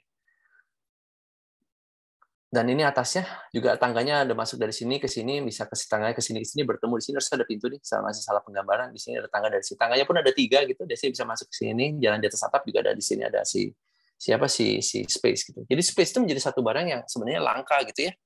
Dan saya berpikir bahwa kami itu harus mengolah space ini secara sangat artikulatif gitu. Dan tidak sayang gitu apabila itu dibuang-buang hanya sebatas untuk estetika tertentu saja gitu. Tentu saja perlu ada sebuah elemen untuk sebuah feeling of familiarity and feeling of breakthrough gitu ya. Jadi seperti ini. Jadi di atas ini atapnya simple banget gitu ya. Flat, dari dalam ada semacam sebuah permainan sisi.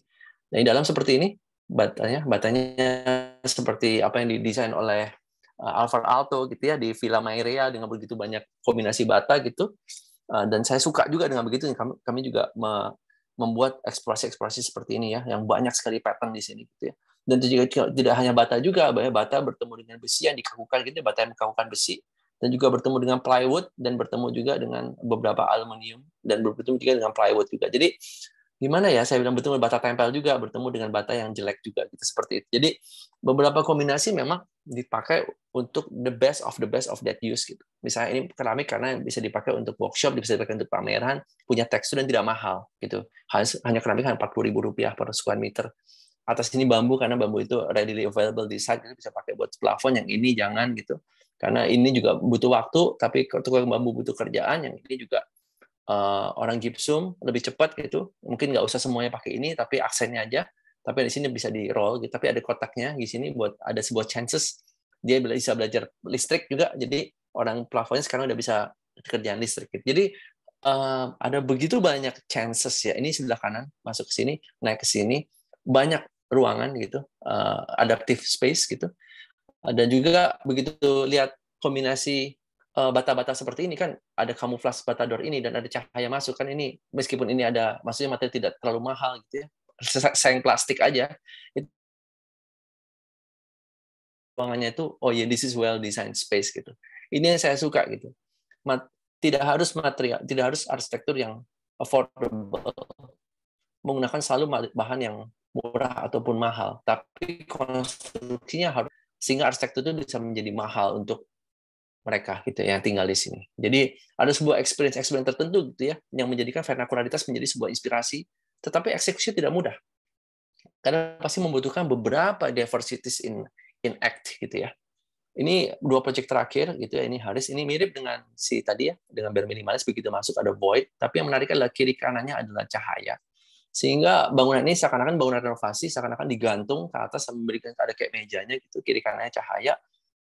Sebelah depannya ada semacam sudut-sudut untuk menghadap sisi timur ya, dan begitu masuk kita lihat cahaya di kiri kanan, jadi gantung gitu ya. Ya ini menurut saya cukup puitis.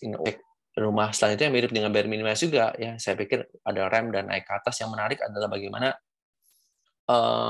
apa ya, beberapa pattern yang kami lakukan gitu ya, sampai muncul pattern-pattern seperti ini gitu. Jadi yang terakhir gitu ya, project kami di Bandung gitu ya, di Buniwangi. Kedengeran ya suaranya ya. Jadi beberapa yang sangat penting di sini.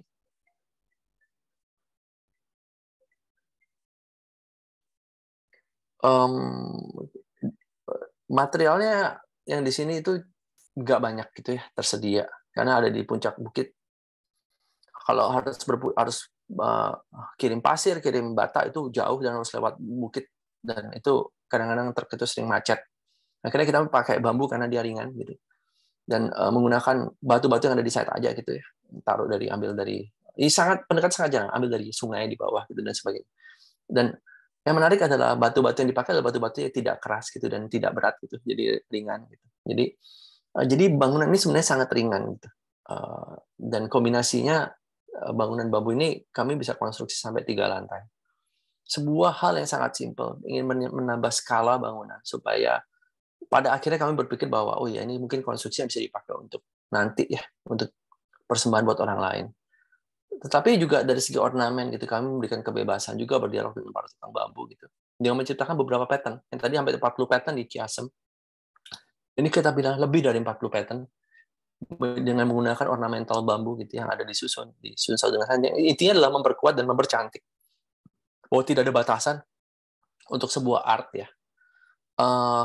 Dan saya pikir begitu kita memahami seni dan kehidupan, sebenarnya batas-batas itu apa sih batas-batas itu gitu ya. Jadi bagaimana seni dan bangunan itu bisa menjadi satu gitu dan tetap bisa digunakan secara baik gitu. Kalaupun tidak baik ya kita evaluasi dan menjadi reflektif gitu. Dan akhirnya batas benar atau salah kan menjadi kabur gitu dan menjadi sesuatu yang bisa dikompromikan. Nah, pendekatan yang seperti ini tuh menjadi pendekatan yang sangat berharga dan sayang sekali gitu apabila kita menutup diri dari begitu banyak kemungkinan gitu. Karena vernakularitas kita dengan bangunan-bangunan pilotis yang ada itu begitu kaya. Dan diversities of our culture is very damn good gitu ya. Jadi ada baiknya kalau apabila kita membuka sebuah sekat-sekat itu kita bisa berdaya gunakan supaya bisa semakin optimal. Karena syarat untuk maju kan kita harus bisa mendeteksi dulu kan apa yang kira-kira kita bisa lakukan gitu. Tapi usaha-usaha seperti ini adalah untuk menerobos batas sih menurut saya. Jadi di titik seperti ini hal yang sangat penting adalah bagaimana memahami bahwa apa yang kita kerjakan sebenarnya terkait skala, terkait dengan ruangan dan sebagainya itu bisa punya potensi untuk menciptakan beberapa kombinasi-kombinasi gitu dari segi program, dari segi finishes, dari segi ruang-ruang, dari segi inside outside pengalaman ruang, dari segi memori orang yang membuat, memori orang yang mengunjungi, memori orang yang mendesain juga menjadi counter efektif untuk kami gitu. Dan apapun yang terjadi misalnya di tangga di sini, misalnya itu jadi misalnya di bare minimalis di sini jadi melayang-layang, jadi bambu seperti melayang itu, jadi akhirnya ada angin masuk gitu.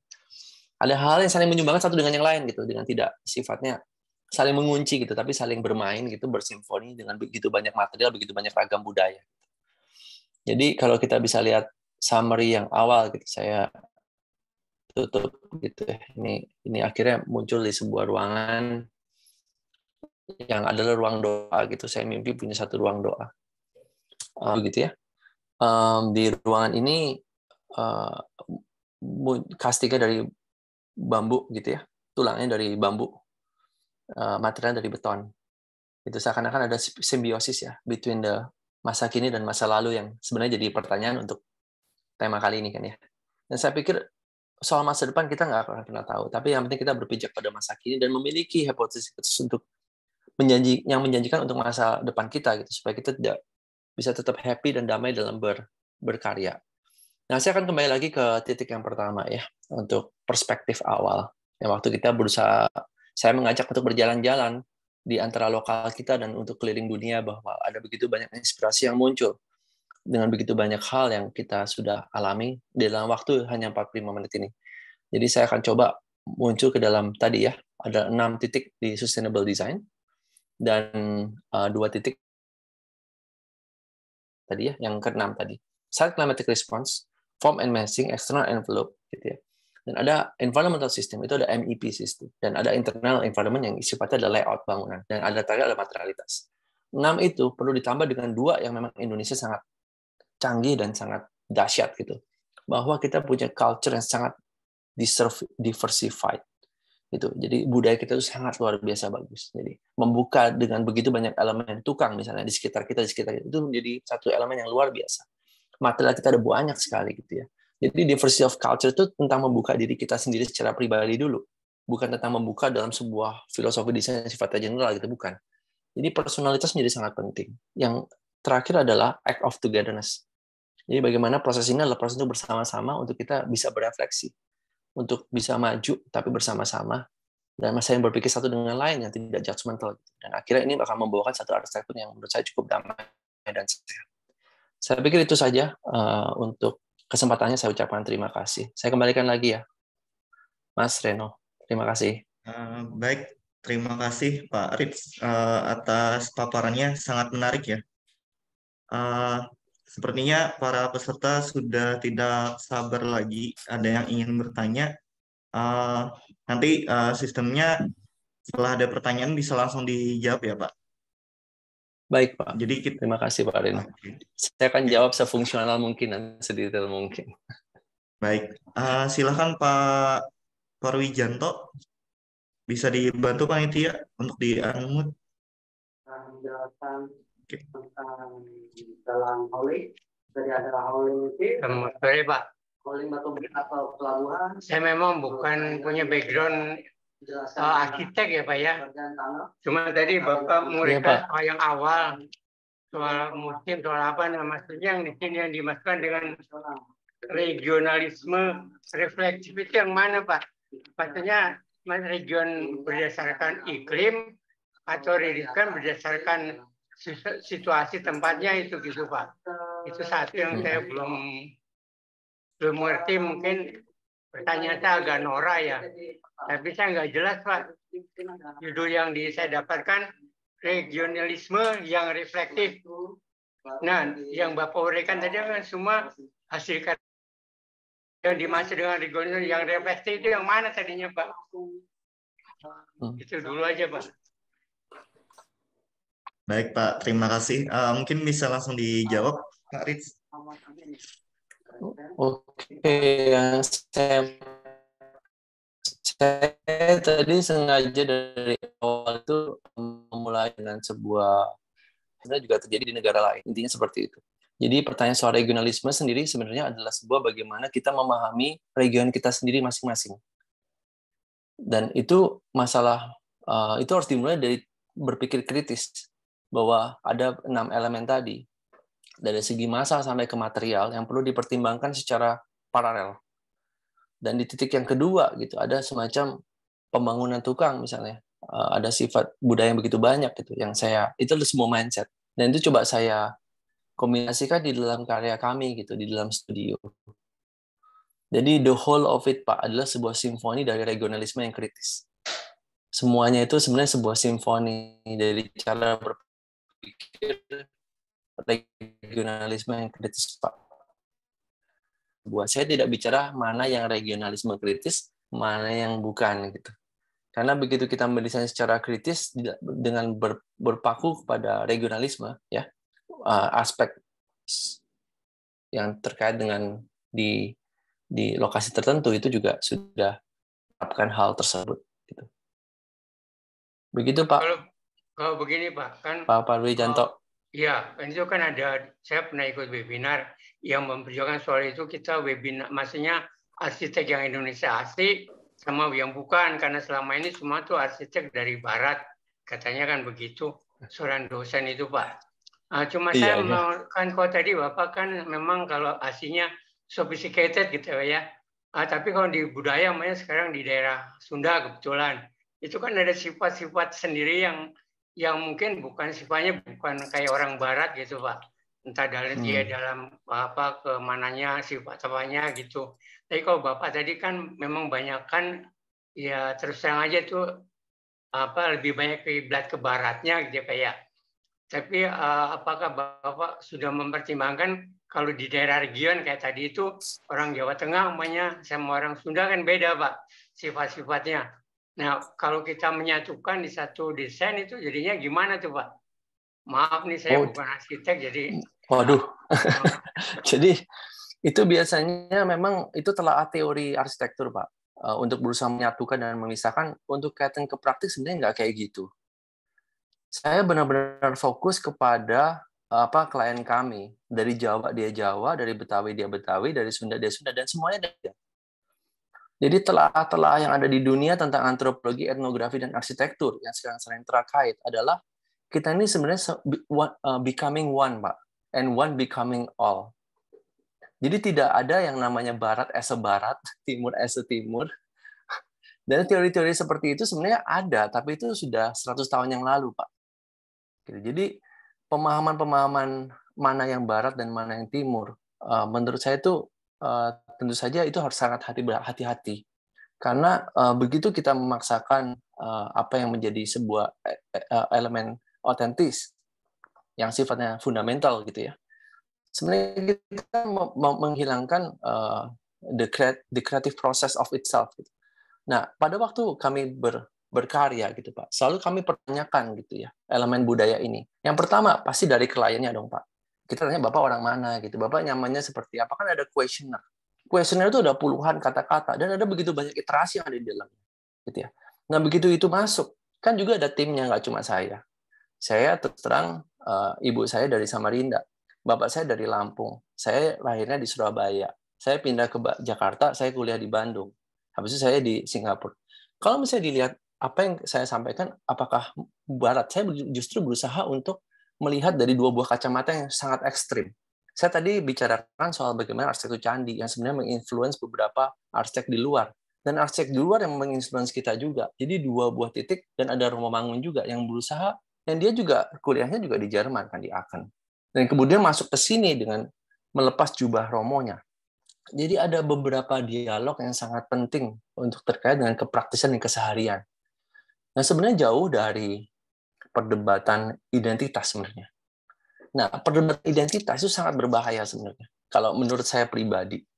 Karena itu adalah sebuah gerbang untuk, emang itu sebuah, kalau buat saya itu ada sebuah isu yang akan muncul begitu kita berusaha untuk membuat sebuah integrasi, Pak. Integrasi yang sifatnya kita mau masuk ke dalam isu-isu yang fundamental atau enggak.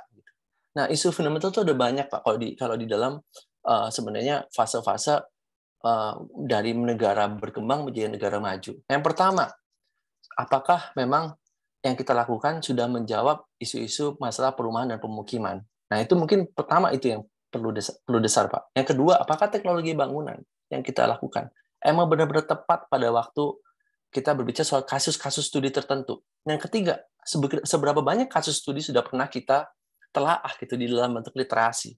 Yang keempat, apakah diskusi ini hanya sebatas di identitas atau bisa dimasukkan ke dalam diskusi yang sifatnya lebih grounded gitu? Misalnya, seberapa jauh aktor-aktor yang berdiskusi di dalamnya. Misalnya, banyak teori-teori arsitektur misalnya yang menunjukkan bahwa arsitektur itu Misalnya harus menggunakan pasak tiang dan sebagainya. Oke, kalau misalnya 1 lantai, Pak, 2 lantai. Coba bayangin kalau 5 lantai. Bayangin kalau misalnya 10 lantai, 12 lantai. Dan di situ ada isu-isu perkotaan dan perdesaan yang begitu banyak itu. Nah, sebenarnya yang digunakan adalah yang akan membantu adalah bagaimana menciptakan begitu banyak ruang-ruang bisa berdiskusi. Dan pasti hasilnya itu tidak satu titik yang menyimpulkan barat dan timur, Pak. Karena itu adalah sebuah jebakan identitas sih. Nah, itu yang mungkin jalan-jalan yang sebenarnya didiskusikan di tahun 1960-an, Pak. Itu. Begitu habis perang, negaranya miskin, habis itu mulai itu bicara dengan sesuatu yang sangat fundamental. Saya pikir kita harus hati-hati gitu. Saya pikir negara kita perlu banyak hati-hati juga waktu kita maksudnya saya sendiri pribadi juga hati-hati waktu menanggapi diskursus tentang teori arsitektur gitu. Ya itu sih Pak. Jadi saya berbeda dengan yang orang yang Bapak sebutkan tadi misalnya siapapun akademisi ataupun praktisi. Jadi saya tidak melihat satu arsitektur dengan ideologis tertentu ya barat dan timur atau north or south itu hanya sebatas gambaran teori arsitektur Pak. Gitu. Oke, itu Pak. Mungkin Pak Wijanto. Terima kasih. Yang Bapak desain itu sudah memberikan apa namanya istilah sekarang kan lagi populer itu green building sama sustainable. Apa itu sudah masuk Pak? Dan saya pernah ikut webinar itu kan kalau ada kebakaran kalau yang bertingkat itu harus apa elemennya harus apa supaya nanti kalau dia ada kebakaran itu ada namanya backfire atau apa gitu. Jadi dalam desain itu apakah sudah bertimbangkan dua itu Pak? Green building, udah Pak. Sustainable sama apa yang soal tadi itu kebakaran itu Pak. Jadi gini Pak, yang menarik adalah level pertama untuk mempertimbangkan green building sebenarnya bukan soal peraturan, tapi soal masa bangunan dulu Pak.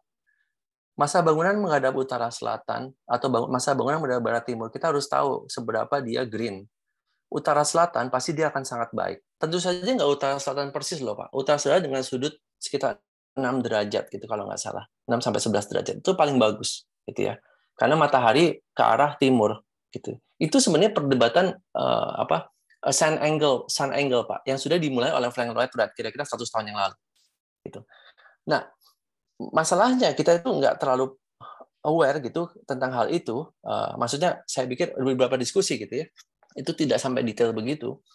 Bahwa memang titik awal yang saya bicarakan tadi yang 6 buah levels itu sustainable design, Pak. Itu sudah green building. Masa bangunan, kulit bangunan, internal configuration, efisiensi energi dan air, dan terakhir adalah materialitas. Seberapa jauh material itu dipakai dan digunakan dari jarak dia proyek itu ada. Kita nggak bicara pakai bambu yang harus diimpor dari misalnya Jepang atau diimpor dari Sumba ya, Pak. Yang bambunya besar-besar 30 cm. Kita pakai bambu misalnya di proyek yang dekat aja, yang cuma 8 cm, 10 cm gitu. Yang dari sekitarnya aja. Dijual juga di jarak 200 meter udah ada. Jadi ada hal-hal tertentu ya terkait dengan levels of tadi apa sih checklist dari green design-nya gitu. Dan saya pikir BREEAM ataupun LEED ataupun GBCI itu hanya satu elemen itu bisa saja di rating kan gitu jadi platinum atau silver atau gold gitu. Itu menurut saya tidak jadi masalah gitu. Tapi memang elemen pertama memang saya bilang adalah green design yang saya sebut by climatic design, Pak. Itu pertama. Yang kedua adalah culture. Itu harus masuk. Gitu sih. Oke nih Pak, saya mungkin awam sih ya. Jadi pertanyaan saya yang norak nggak bermutu, maaf ini Pak. Karena keingintahuan saya aja. Saya cuma penikmat aja. Saya banyak ada teman arsitek, tapi hasilnya kok rumahnya sendiri tidak mencerminkan arsitek gitu. Jadi kadang-kadang saya suka mikir juga gitu. Iya. Kalau dia bikin orang bagus-bagus, rumahnya sendiri nggak karuan gitu kalau saya lihatnya. Sorry nih Pak, jadi ngelantur kemana-mana. Maaf Pak, masih. Iya Pak.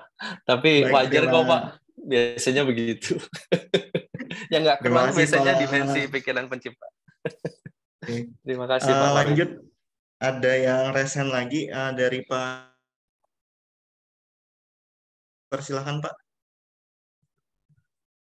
Ya, selamat sore. Gimana Pak? Silakan Pak Arif.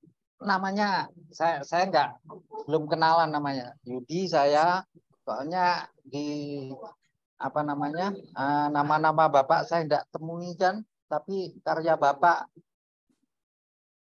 termasuk mencengangkan buat saya kan begitu. Karena dari lebih dari 10 yang Bapak paparkan itu hampir semuanya bisa di apa namanya didetailkan secara satu persatu, dan tidak ada proyek-proyek yang desain Bapak itu yang selesai dengan instan ini dalam waktu cepat. Itu pasti pendalamannya luar biasa. Dan secara garis besar kurang lebih kalau saya lihat, satu kali lihat mungkin 1 atau 2 kali lihat saya bisa pastikan bahwa saya bisa nebak itu desain Bapak.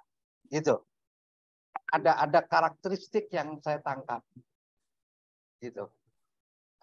Jadi tergantung, jadi setiap bangunan tergantung yang Bapak desain, tergantung fungsinya, tergantung pemiliknya, tergantung lingkungannya. Jadi spesifik banget gitu.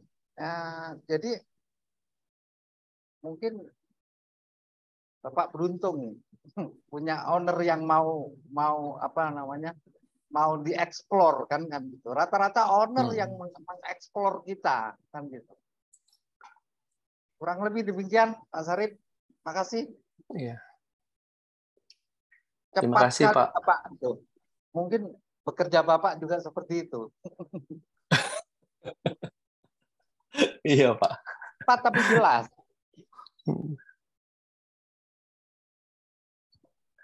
Oke, silakan langsung dijawab Pak Rich.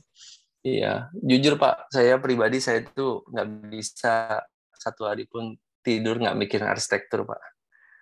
Dan setiap klien pun telepon jam berapapun pasti saya selalu angkat. Karena saya menganggap bahwa teman sehidup semati itu jarang Pak bisa didapatkan. Saya tidak pernah mengukur soal uang, soal waktu. Jadi saya mungkin pikir dari situ itu mungkin apa yang bisa saya tawarkan gitu dalam waktu yang saya pikir selalu terbatas. Jadi memang yang saya kerjakan memang biasa.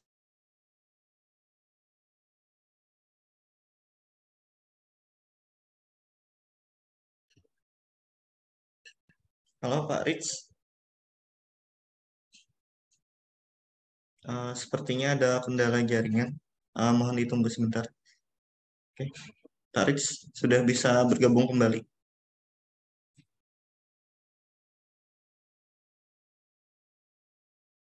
Halo? Iya, nampak gitu passionnya Bapak itu. Nah, itu suaranya tadi sempat hilang. Oke, sama arsitek saya kagum banget ya. Terutama saya iri sama Bapak karena begitu banyak yang diolah, begitu banyak owner yang kurang lebih mau nurut gitu. Iya Pak. Artinya itu kan pengolahan passion itu Pak. Jadi kalau kita memang terlibat, jadi kurang lebih owner juga jadi lebur lah kurang lebih bahasanya. Iya Pak. Seperti saudara Pak sudah Pak. Cuma memang harus hati-hati juga karena nggak semua pola pikir kan sama ya Pak. Jadi butuh waktu lama itu untuk menyetarakan pola pikir itu Pak sebenarnya. Gitu. Rekor saya 10 tahun Pak ngerjain proyek baru selesai. Dan masih jalan lagi. Saya balik 2010 masih sekarang juga masih ada proyek yang jalan Pak. Sama. Kontraknya udah habis, uangnya sudah nggak ada, tapi ya harus jalan kan. Tapi sudah di luar batas lah. Saya pikir saya senang juga gitu. Jadi walaupun saya nggak tahu, nggak bisa ngitung tadi berapa yang ditampilkan, tapi saya lihat dari durasi antara start sampai endingnya proyek itu nggak ada yang singkat. Tepat Pak. Nafasnya panjang Pak. Saya pikir itu jadi kebiasaan sekarang Pak. Tadinya kan saya juga sedih juga ya kenapa proyeknya lama-lama gitu, gak ada uangnya gitu kan. Kadang-kadang kita mikir gitu ya Pak. Tapi lama-lama saya pikir, nah ini adalah nature di Indonesia memang yang membutuhkan waktu untuk penyetaraan horizon tadi gitu. Ya sudah gitu. Mari kita jalani saja. Dan akhirnya lama-lama juga jadi terbiasa dan akhirnya ya rate-nya juga bisa kita naikkan secara perlahan-lahan, Pak. Tapi memang butuh waktu kira-kira 5 tahunan, Pak. Itu luar biasa sih prosesnya. Dan saya beruntung punya tim-tim juga yang muda-muda dan sangat energik ya. Dan kita, maksud saya juga berdialog dengan mereka setiap saat, Pak. Gitu. Jadi memang tim itu menjadi sangat penting ya untuk kita bisa bermain jangka panjang ya. Sampai udah berganti, Pak. Satu proyek bisa sampai 15 orang, Pak.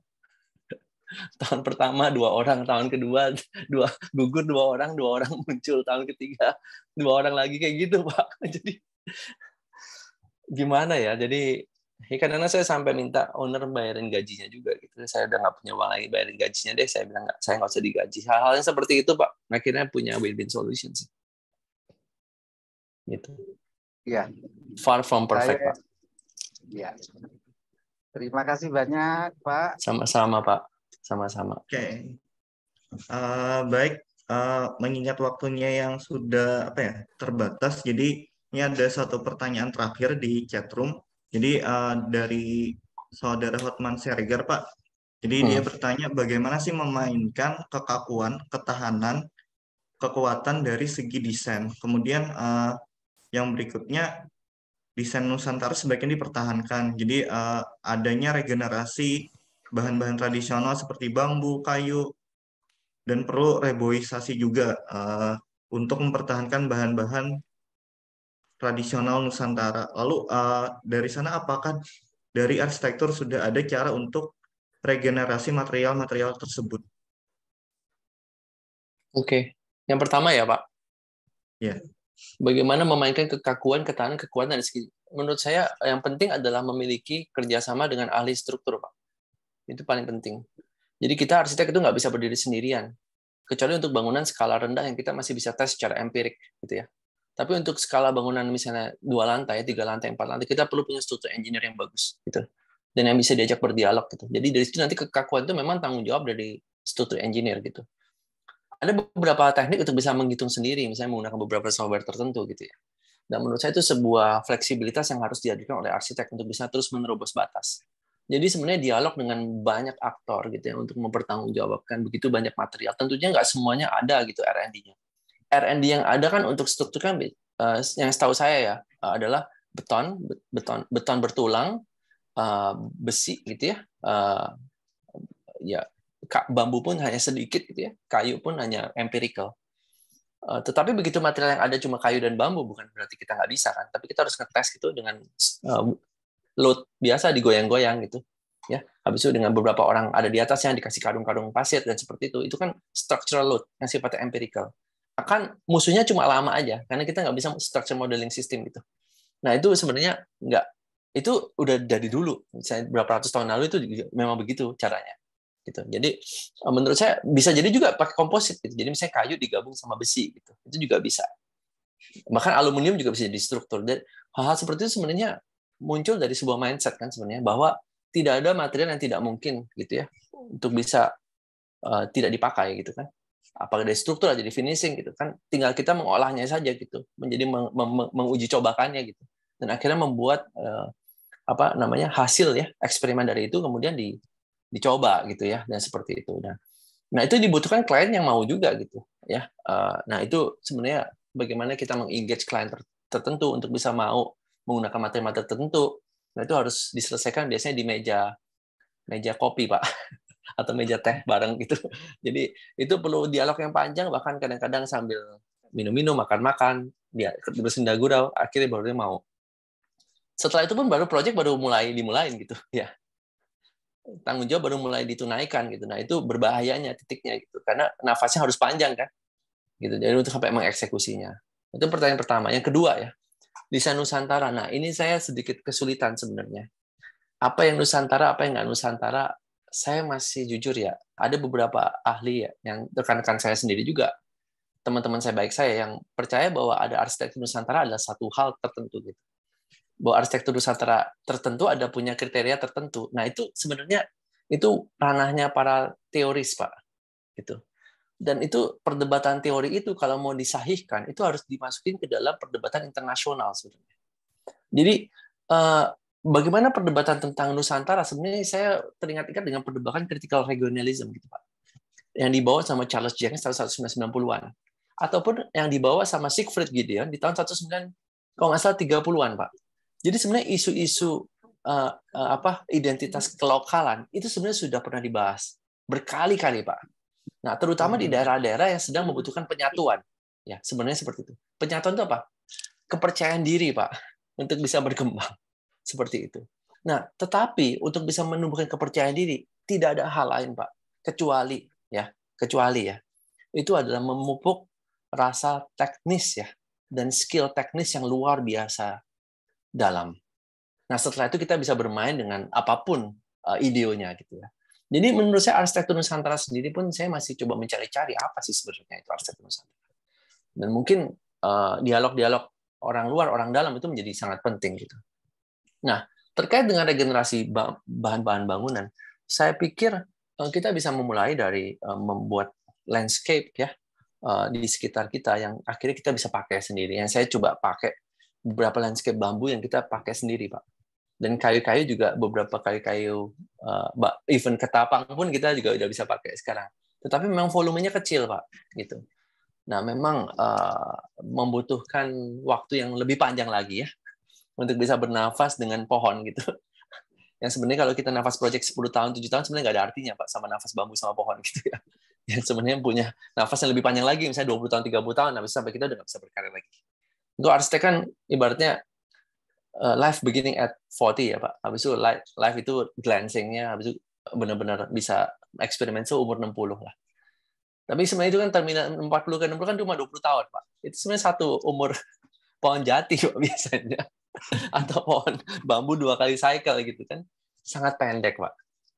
Nah ini satu perdebatan yang panjang ya kalau mau direfleksikan ya. Yang saya sebenarnya berpikir mungkin perlu gerakan yang lebih besar dibanding dari segi arsitektural aja gitu.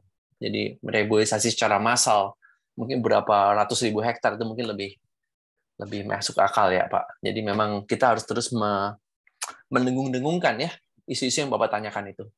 Nggak cuma ke antar arsitek, tapi justru malah ke stakeholders gitu atau ke tetangga kita yang mungkin punya jabatan staf khusus atau ke menteri atau apapun itu. Jadi mungkin itu lebih taktis ya Pak. Kalau dengan persepsi saya yang mungkin taktis, strategik itu fungsional gitu, yang sangat pengen segala sesuatu itu punya nilai guna gitu ya, seperti itu. Di balik semua identitas yang akan muncul seiring dengan waktu. Gitu. Makasih Pak. Itu mungkin Pak Baik. Reno. Oke, baik Pak Rich. Terima kasih atas materinya, paparannya, kemudian beberapa jawaban terhadap pertanyaan-pertanyaan yang muncul. Kemudian kita tiba di penghujung acara, jadi ada beberapa hal yang dapat disimpulkan bahwa sebetulnya sebuah desain itu merupakan dialog antara bangunan dengan lingkungan, sementara arsitek hanya sebagai jembatannya. Nah, kemudian kita juga perlu merefleksikan terkait programming, kemudian material, dan respon terhadap alam, sehingga desain arsitektur yang kita hasilkan tentunya bisa optimal untuk pengguna maupun lingkungannya. Mungkin itu yang bisa saya simpulkan. Untuk acara saya kembalikan ke MC.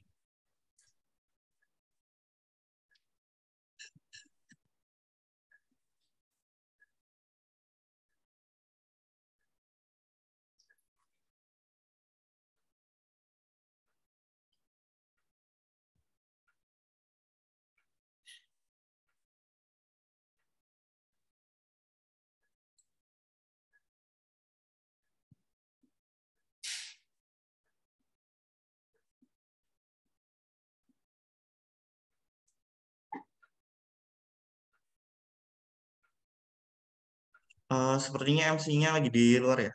Mungkin panitia bisa dibantu.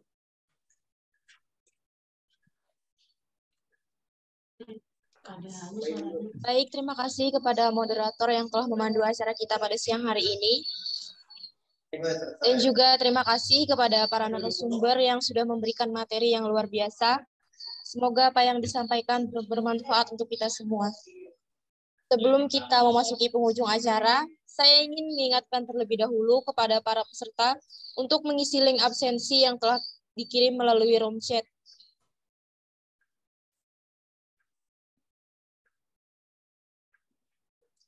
Hadirin yang berbahagia, tibalah kita di penghujung acara. Sebelum acara ini ditutup, dimohon seluruh peserta webinar agar menyalakan kamera karena kita akan ada sesi foto. Pak, maaf interupsi Pak Sarip, boleh minta materinya Pak? Boleh Pak, saya titipkan panitia boleh ya Pak? Boleh Pak. Oke. Biar saya nggak mimpi-mimpi. Terima kasih loh Pak. Nanti saya titipin panitia ya. Iya, baik-baik. Terima kasih Pak.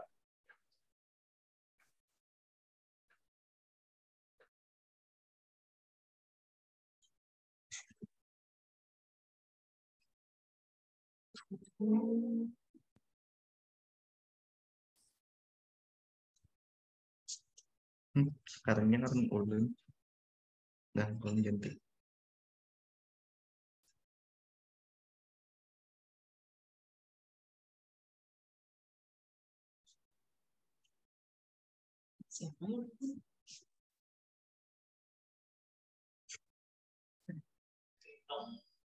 Baik, untuk slide pertama. 1, 2, 3.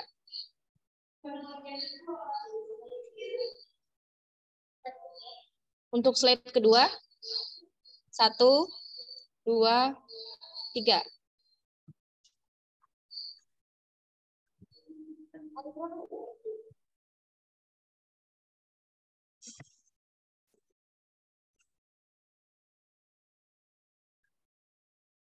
Slide ketiga. Slide ketiga. 1, 2, 3. Slide keempat. 1, 2, 3. Baik, terima kasih.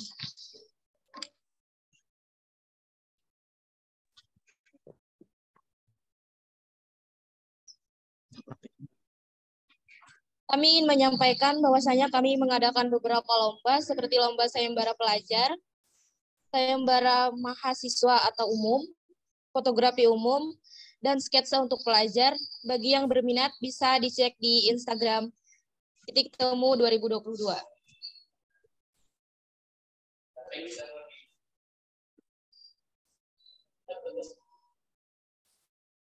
Terima kasih, saya selaku pembawa acara dan seluruh panitia meminta maaf atas segala khilaf dan salah. Kami akhiri, sampai jumpa di seminar selanjutnya. Wassalamualaikum warahmatullahi wabarakatuh. Waalaikumsalam warahmatullahi wabarakatuh. Pak Terima Arif, kasih terima semuanya. kasih banyak Pak. Terima kasih Pak Reno. Ya, Teman-teman panitia mungkin semuanya. Terima nanti kasih. bisa kita bisa jalan-jalan Pak dari UMB ke proyek-proyek Bapak atau ke workshopnya Bapak. Bisa Pak. Kapan kabarin ya? Nanti WA saya ya. Ya. Nah. Siap-siap. Ada teman saya juga Pak di workshop Bapak. Mungkin tahu ya? Alpian. Oh, tahu Pak. Oh, udah Iya. Bapak ini temannya Alfian. Iya. Nanti ketemu ya Pak. Sampai ketemu. Oke, all the best Pak. Bye semuanya, bye. Sama-sama. Ya. Pak Alvero, satu alumni kita Pak. Iya Pak, tahu Pak Judi. Ya, terima kasih Bapak-Bapak semua. Assalamualaikum. Sama-sama. Terima kasih Pak, mari. Izin live ya Pak semua. Iya Pak.